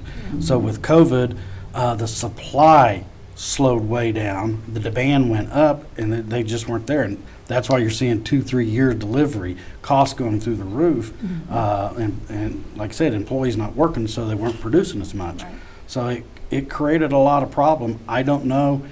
The market will adjust, but you're not going to see the prices go way back down. Yeah, Well, just like a that- regular like- pickup truck is additional $10,000 when we were paying for it before COVID. Yeah. Well, and then like with the, The chip shortage too. Yeah, that's what I was Yeah. yeah. But now the people still put in the orders to purchase vehicles during this time there was a shortage, so the manufacturers are trying to catch up to all those people that placed orders too, and they were delivering vehicles too. You're not seeing the discounts government vehicles used to Right. get. Used to, we get a government vehicle for police or fire or utilities, and it would like just have rubber mats. And they're just not giving those discounts, not making those types of vehicles. So you're seeing those prices increase, and until they go back to doing that, the profit margin for them is just not there. They're just not making them. We also used to be able to lock things in with government Yeah. contract, and now I have to write a letter of intent even to get them to agree to hold the vehicle for me. And in some cases, they're going, no thanks, because I got somebody over here who's willing to pay $20,000 Right. more for the unit. Well, didn't you had that happen with police, didn't you? We have an entire order of a Yeah. specific brand of vehicles, and they didn't make them that year. They just, the profit margin wasn't there. That was our preferred platform, and we had to pivot and buy a whole other fleet of vehicles. And I don't know if they're gonna come back with those. Yeah. Yeah, there was times when you guys have awarded purchases for dump trucks, and by the time we issued a PO to them, the price had gone up, and they weren't gonna honor the price that you guys had approved. Yeah, it's a real concern, and that's, you know, with everything else council's considering, it's not something I'm thinking we definitely needed to do this year, but I do want to put on your radar screen and something we need to think about, because it's just trying to balance out what funds we have to make sure everybody has adequate capital funds is important, and vehicles are hitting us. I think there's like $4 million worth of vehicles. Right. You know, trash trucks, I mean, Jerry's got things rocking and rolling over there with the program, and these new vehicles are essential to help make sure that we pick up our trash and we do it safely and we do it more efficiently. So there's 3 in the budget this year. I know I'd like to have more, but definitely if I had to priority, it would probably be some portion of it for solid waste, police, fire, and then obviously it wouldn't be completely covering it, but it would definitely relieve the SDCI to help us with those other day-to-day operational expenses that are capital related. So the Vision 2025 money we have for police and fire, we're not using that for salaries, we're using that for equipment, or is it for salaries? That's for salaries. Salaries? Because don't we have good, like, don't we have like $10 million in each one of those, or whatever, I don't remember what the amount was. So, but that all goes to salaries, all that money right now goes to salaries. Operational expenses, yeah. We've used it in the past for capital, but I've tried not to do that. Right. Because that money doesn't come back. You know, that's my biggest challenge, is that, yes, we've been blessed with a lot of success. But, you know, you take money out for vehicles, you know, money's coming back in, but you're not replacing it, and that's why I would like to see us get to where we have another fund that we're doing capital for all the departments, so that way for police and fire specifically, what comes out of that fund would just be for operational expenses, which you know, 80-some% is 70-some% is police, 80-something% is fire. So yes, it is mostly salaries. I'm just visualizing our water bill is gonna start looking like your Cox cable bill or whatever, Yeah, you know, right. your hotel bill, all Yeah. these little, All the fees All the that'll be fees. lined up, yeah. no offense, Cox, or. So just something I wanted to throw at you and ask you probably going to consider it next year. So, Kenny? Next item. To Counselor Ford's point. Typically, at this time in the budget hearing, I actually just present this bill. This is actually the 6,000 gallon, then we have a little bit higher one of 12,000. If I may digress a little bit, talk a little bit about the background, I think I can tie some of this discussion that we've had tonight together so we can actually see what you were talking about. So when I came in 2016, Mr. Spurgeon, one of the things that he commissioned me to do was immediately get a grasp and a hold of our utilities, specifically our water and our wastewater. We'd already started the rate study, which we actually should be calling a revenue study, and we had to finish that. But there were several aspects to the utilities that we needed to pull together. A 7-year window, a 15-year window. How much work are we going to be doing? Why are we doing the work? What's the priority? How much is it going to cost? How are we going to phase it out, or phase it in, I should say? And then how do we pay it back? Debt service. You pay the debt service back through your utility bill. That's where that money's coming from. So back to the item 4 that Mr. Spurgeon talked on, financial assistance from BAMA that goes to the general fund. You saw that 1 penny sales tax that he talked about. He made the comment that it's dedicated to BAMA. That's $20.1 million that's dedicated to BAMA that comes in and goes back out. It was established in 1979 when BAMA was established for the Uwal water line. That's to pay that debt service. So when we go get loans, and just as he indicated, when the chairperson signs that loan, that coverage, that's where it's coming from. We have that. So if there's a problem, that money goes to pay BAMA. It goes to pay for that utility, that water, that sewer, whatever the case may be. But there's also the vote of the people that they talked on about that 67% that would have to pay for public safety. So out of that 20 million, there's really a capacity of maybe 6.5 million. So one of the things that he asked me to do is, okay, we've got the plan in place. Look forward. How do you pay back your debt? Through the debt service. It comes through the utility bill. So what we've got right now, if you look on 212, you don't have to look, 112, you don't have to look, but when you get a chance, page 112 is BAMA. There's $13 million projected in our revenues to pay for our debt service this year, $13 million.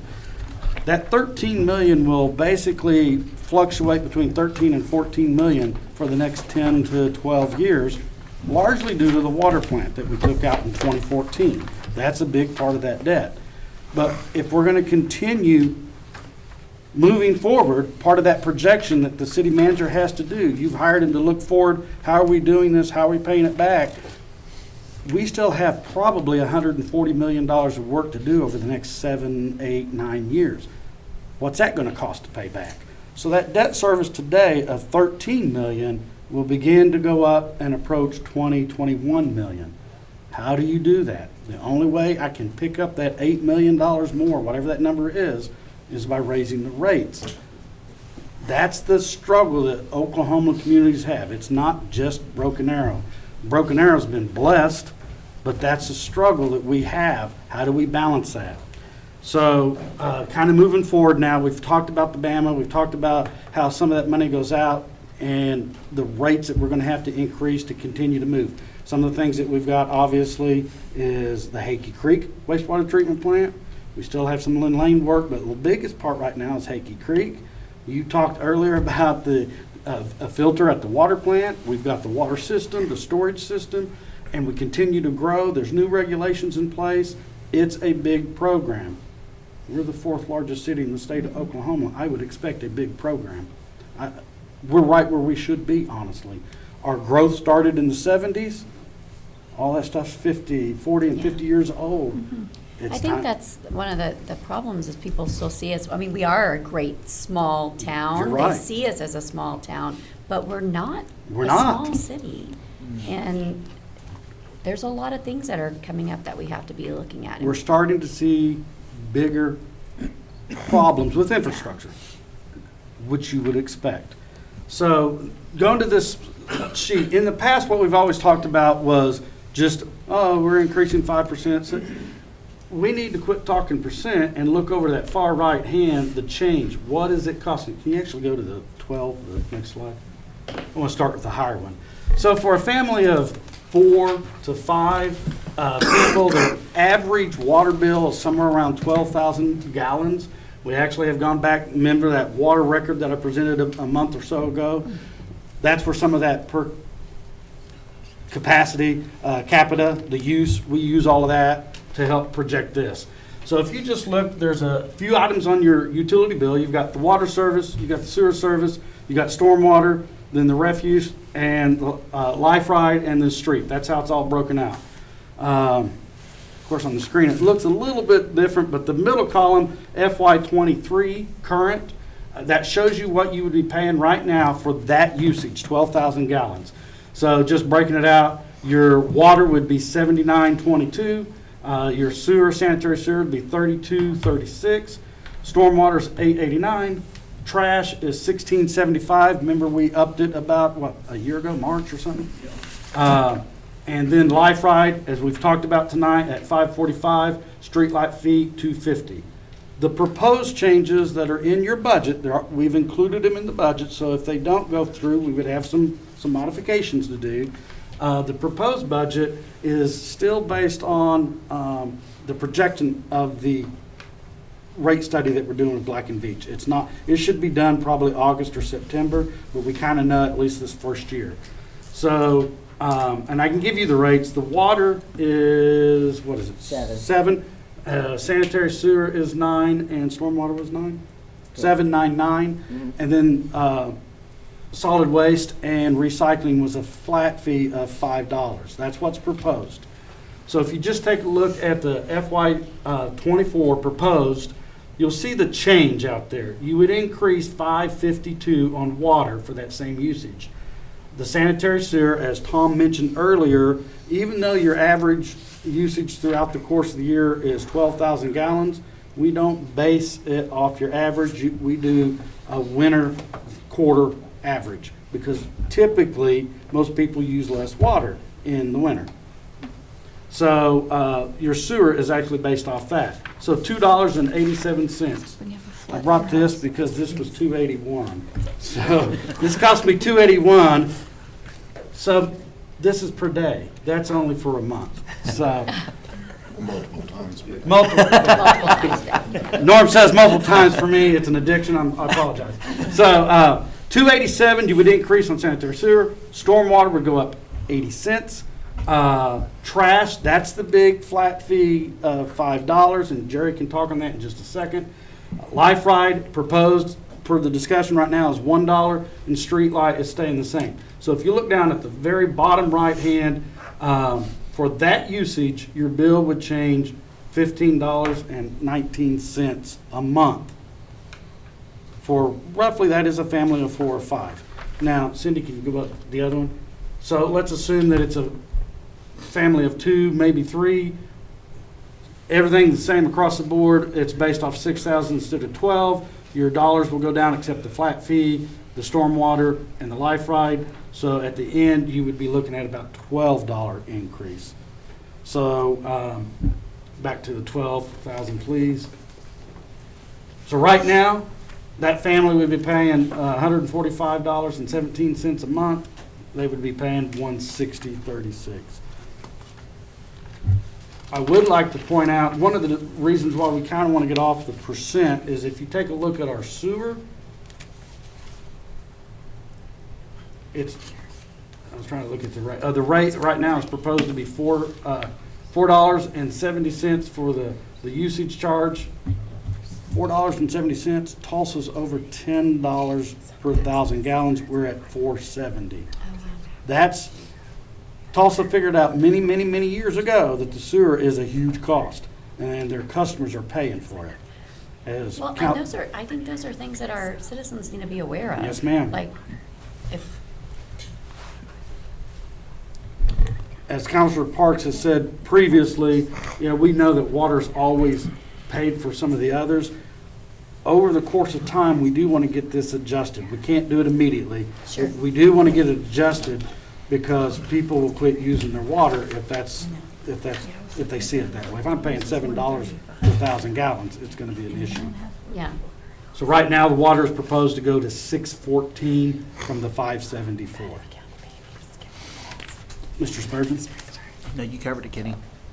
I did want Jerry to talk about, if you will, Kenny, Jerry to talk about the solid waste and the tipping, the charges for disposal. Yeah, why we having to do a flat fee of $5? Yes. Well, our disposal charges, because everybody hearing that has gone up dramatically. When I first arrived, we were paying $13 and change per ton to dump at Covanta. Covanta for Tulsa right now is $45 a ton. We're paying $25 a ton at the landfill. So we negotiated a very sound contract. We managed our rate very well, but we doubled our rate in our disposal.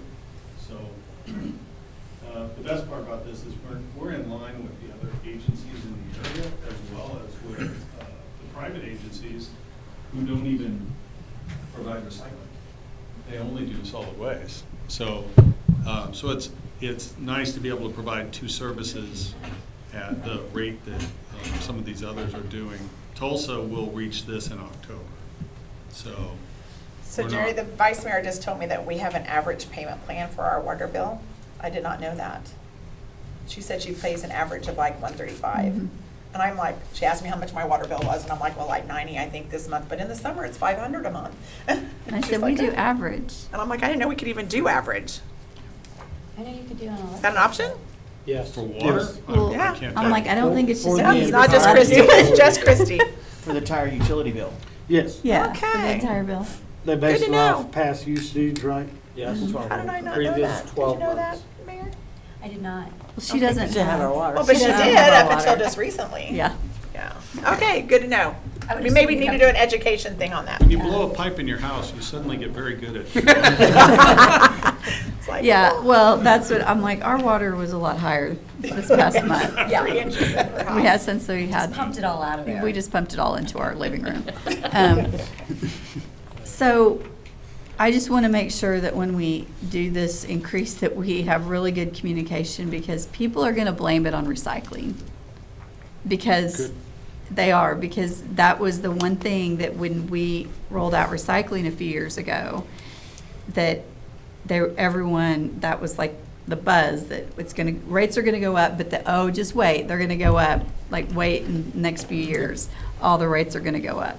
So we know, so we just need to make sure that we communicate, this is what's happening. And we don't have to say it's not because of recycling, but we just need to say what it is because of. How to so, go from 2013 to 25. Yeah. You know, how many tons of trash, I don't know off the top of my head, I can't So remember. we're typically hauling about 40,000 tons of garbage every year. And this year, we expect we'll probably hit 5,000 tons of recycling. So Mhm. we're Is not that talking good? about competitive as far as the Yeah. tonnages. But are we doing good with recycling, or is it doing well? I hate being put on the spot on this one, but our contamination rates are starting to rise. Yeah. And that's creating conflict within the system. So we're Okay. working on some re-education right Education. now, Mhm. based on the recycling. Along with that would be a great time for us to be re-educating around rates that Mhm. don't have anything to do with recycling, but more about double dipping into trash rates. When you deposit something in the recycling and we end up having to pull it out, we pay for it twice. So we have to dispose of it as well. Okay. So getting our contamination rates under control will help us with our fees as well. So if they're not gonna do it right, just put it in the trash.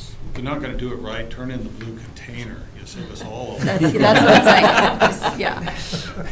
And pay for the garbage that you're disposing of. Yeah. Yes. We'd love to receive that revenue as well. Yes. So how much does a garbage container cost us now, like the? The cost of the container itself is about $53.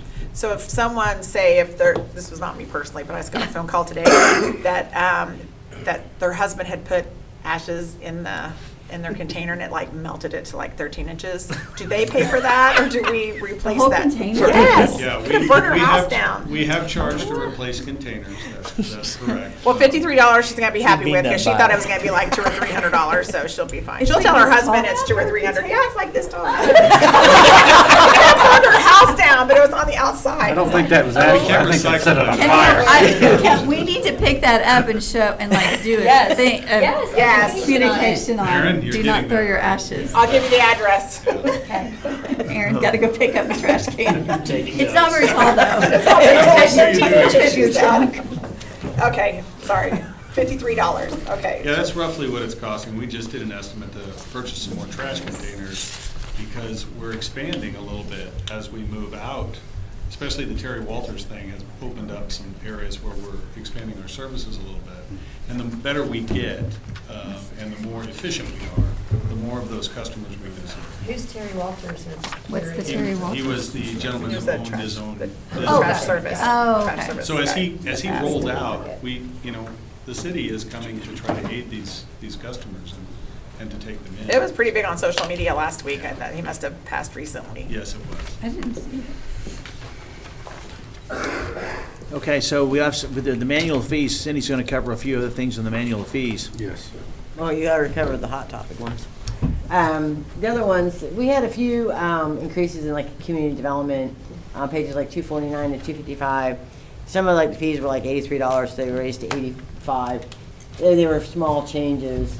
And then the utilities had a few more fees, but it was actually to reflect, like when they have a meter, the actual cost of a meter for construction meter stuff. The biggest one that is on 257 is the cemetery fees. The CPI is 5.1. So in the manual fees, I put the 5.1, and I also included the option of 2.5. So we need some direction on that. I mean, it's 257. Huh? Page 257. Yeah. 5.1 is the CPI, and that seems to jump it quite a bit. But the CPI for funerals and stuff is 5.1, and I think that was the March CPI, which I don't even know what April's was. I didn't check, 'cause that just came out. So.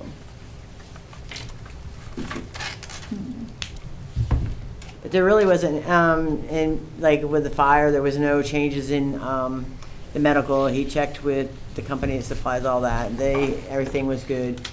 That's interesting. On that, Yeah. But no prices went up. Right, Jeremy? They said no price increase. Yeah. So- We monitor really closely on the pandemic, and we're in line with the cost of it, and what other providers are doing. can we just go back to the cemetery real quick? I mean, I know that we don't make profit off of it, is what I believe we've been told before, but like, nothing changes. Like, you still dig a hole. You still, like, I don't understand, like, They're why, wanting to buy their plots really quick. why it's going up, why they all go up. I mean, like, Well, there's personnel costs, there's equipment costs, there's, that. I'm not sure why, the overall CPI is 5.1. I thought that was kind of high. I was actually shocked on that. But and it's not just us, it's all funeral homes, I mean, like cemeteries, but it's just like, Yeah. you're doing exactly the, I mean, if that grave is here, or you went on front row, like, it's still the front row or the back row, and nothing's changed. We You're do still gonna pay dig a hole. We do charge our non-residents more to be buried in our cemetery. in the last few So you years, get a we've been discount raising being 2 to it. 3%, basically. I I think was one just year was curious. 1.8. But that's the other really significant, besides Jerry's fee of $5 in the manual fees. Okay.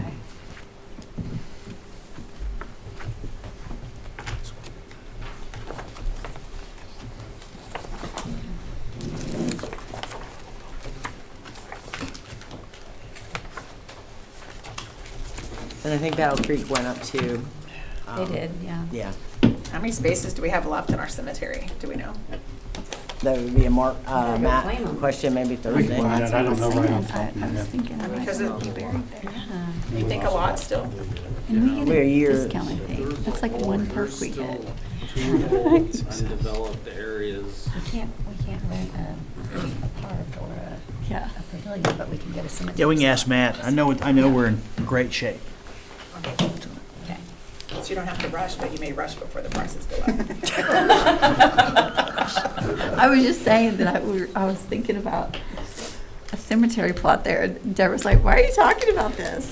Like, I might be dying. We never know. You never know. We It all can happen die every tonight. single day. That's right. So, one constant. Anyway, moving on. Okay, the last thing I have for tonight, and then obviously answer any questions council have, and this is something I want to visit with you about, because I've told all of you individually one time or another, is that, the fact that you get no compensation and all you get's a nice comfortable chair twice a month, it ought to be more. Oh, that's right, for tonight. So my question is there any interest amongst the council members in looking at providing the council members either health benefits or access to health benefits? Legally, there's a way to do it. Yep. And I just want to know if you'd like for me to do the research. I've talked to a number of cities at NLC that many of their council members receive some type of compensation. And I've always said that if the council members were going to start receiving compensation, you should approve it and then not be effective till the next election. So that way, whoever got it, they would be those people that won, but that's up to you. But health benefits obviously is something that a number of cities that I've talked to actually provide their elected officials. So I know it's a tough topic. Excellent. No, I think it would be a really good thing. I mean, I have insurance through my husband's job, and whenever I'm working, I always have my own insurance. But when I was self-employed, one of the reasons I went to work for corporate was for health insurance benefits, and so many of our counselors are self-employed. So I think it would be a really good thing to look at. I think we should at least have the option. If you don't want Right. it, then don't take it. And I think we should pay whatever our employees are, whatever the employees are paying. But we're self-insured, so I mean, even at that, like even if you are on your husband's, I mean, I think I pay $300 or $400 a month to be on Ross's. And so I don't know what the monthly cities. For a single, plus or minus a little bit, $60. Yeah. I mean, that'd be a nice benefit for those that may or may not want them. I'm not going to do the research. I just know legally we can do it. There's certain legislation you have to pass in order to do so. Council does. Council does. But it's something that, if there's interest, then I can explore it with legal and HR and find out what that is, and then I can give you a report, then you all can talk about it. Yep. I think it would be good.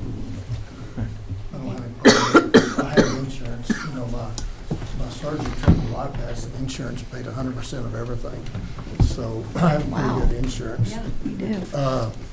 But certainly for the rest of the council, you know what I mean, I wouldn't mind looking at it, and we all wouldn't have to take it, just those that want Right. to take it. And for So, future, I I'm for just it think it's a 100%. good, it's a nice, something nice that, for somebody that's thinking about running for council, that would be a good thing. I had a guy drop out of the race one time, many years ago, when he found out we didn't get paid anything. He said, "You're kidding," So he went and withdrew. If we ever do get paid, I don't want it to be a line item on the water bill. They should know that. Everyone will opt out. Yeah. We're opting out. Well, I think you can see, just to wrap things up, you can see is that these are some budget topics and these are some topics discussed, things going out throughout the year. And I wanted to break this up, try to pack it all in 2 or 3 hours. So Thursday night's discussion is going to be the traditional budget presentation with a couple of departments coming in and talking about specifically their departments and the council members asking questions. So I'd like this format, and if you do too, I mean, it's 2 nights, but to me, if we can keep it to a couple of hours and focus more of a workshop type setting so we can discuss things, I think that works better in terms of compartmentalizing your time as the staff is here to support. So we're glad to answer any questions, and we'll look forward to Thursday night. I like the new format because, I mean, after a while, it's like, you just don't hear anything else. And so I do like, But I do appreciate the staff yeah. kind of breaking it up and coming out 2 days, so, thank you. You all are getting, hopefully you're getting paid. Yeah, I hope so. More than we are. Hopefully. They are getting paid more than we are. They are Yeah, definitely they're getting paid more than definitely we are for sure. Well, tonight, We appreciate it. tonight I had those here that had something to do with what was on the agenda. Sure. Yeah. That's why not everybody's here, because not everybody had something that's on the agenda. Everybody, will, whether it's director or assistant director, will be represented Thursday night. Yeah. So, No, we do appreciate. Kenny, Norm, anything? No, very good. Thank you. Trevor? Yeah, that's good. Cindy? Thank you. Anybody in the staff have anything before we go? Do we need to adjourn? We're back to your mayor. Yeah. Okay. All right. if I make a there's- motion to adjourn. Okay, yes. Second. I have a motion and a second. Roll call. Wimpy? Here, I mean, yes. Gillespie? Yes. Parks? Yes. Ford? Yes. And I used to go in first. I know, that was weird. Security.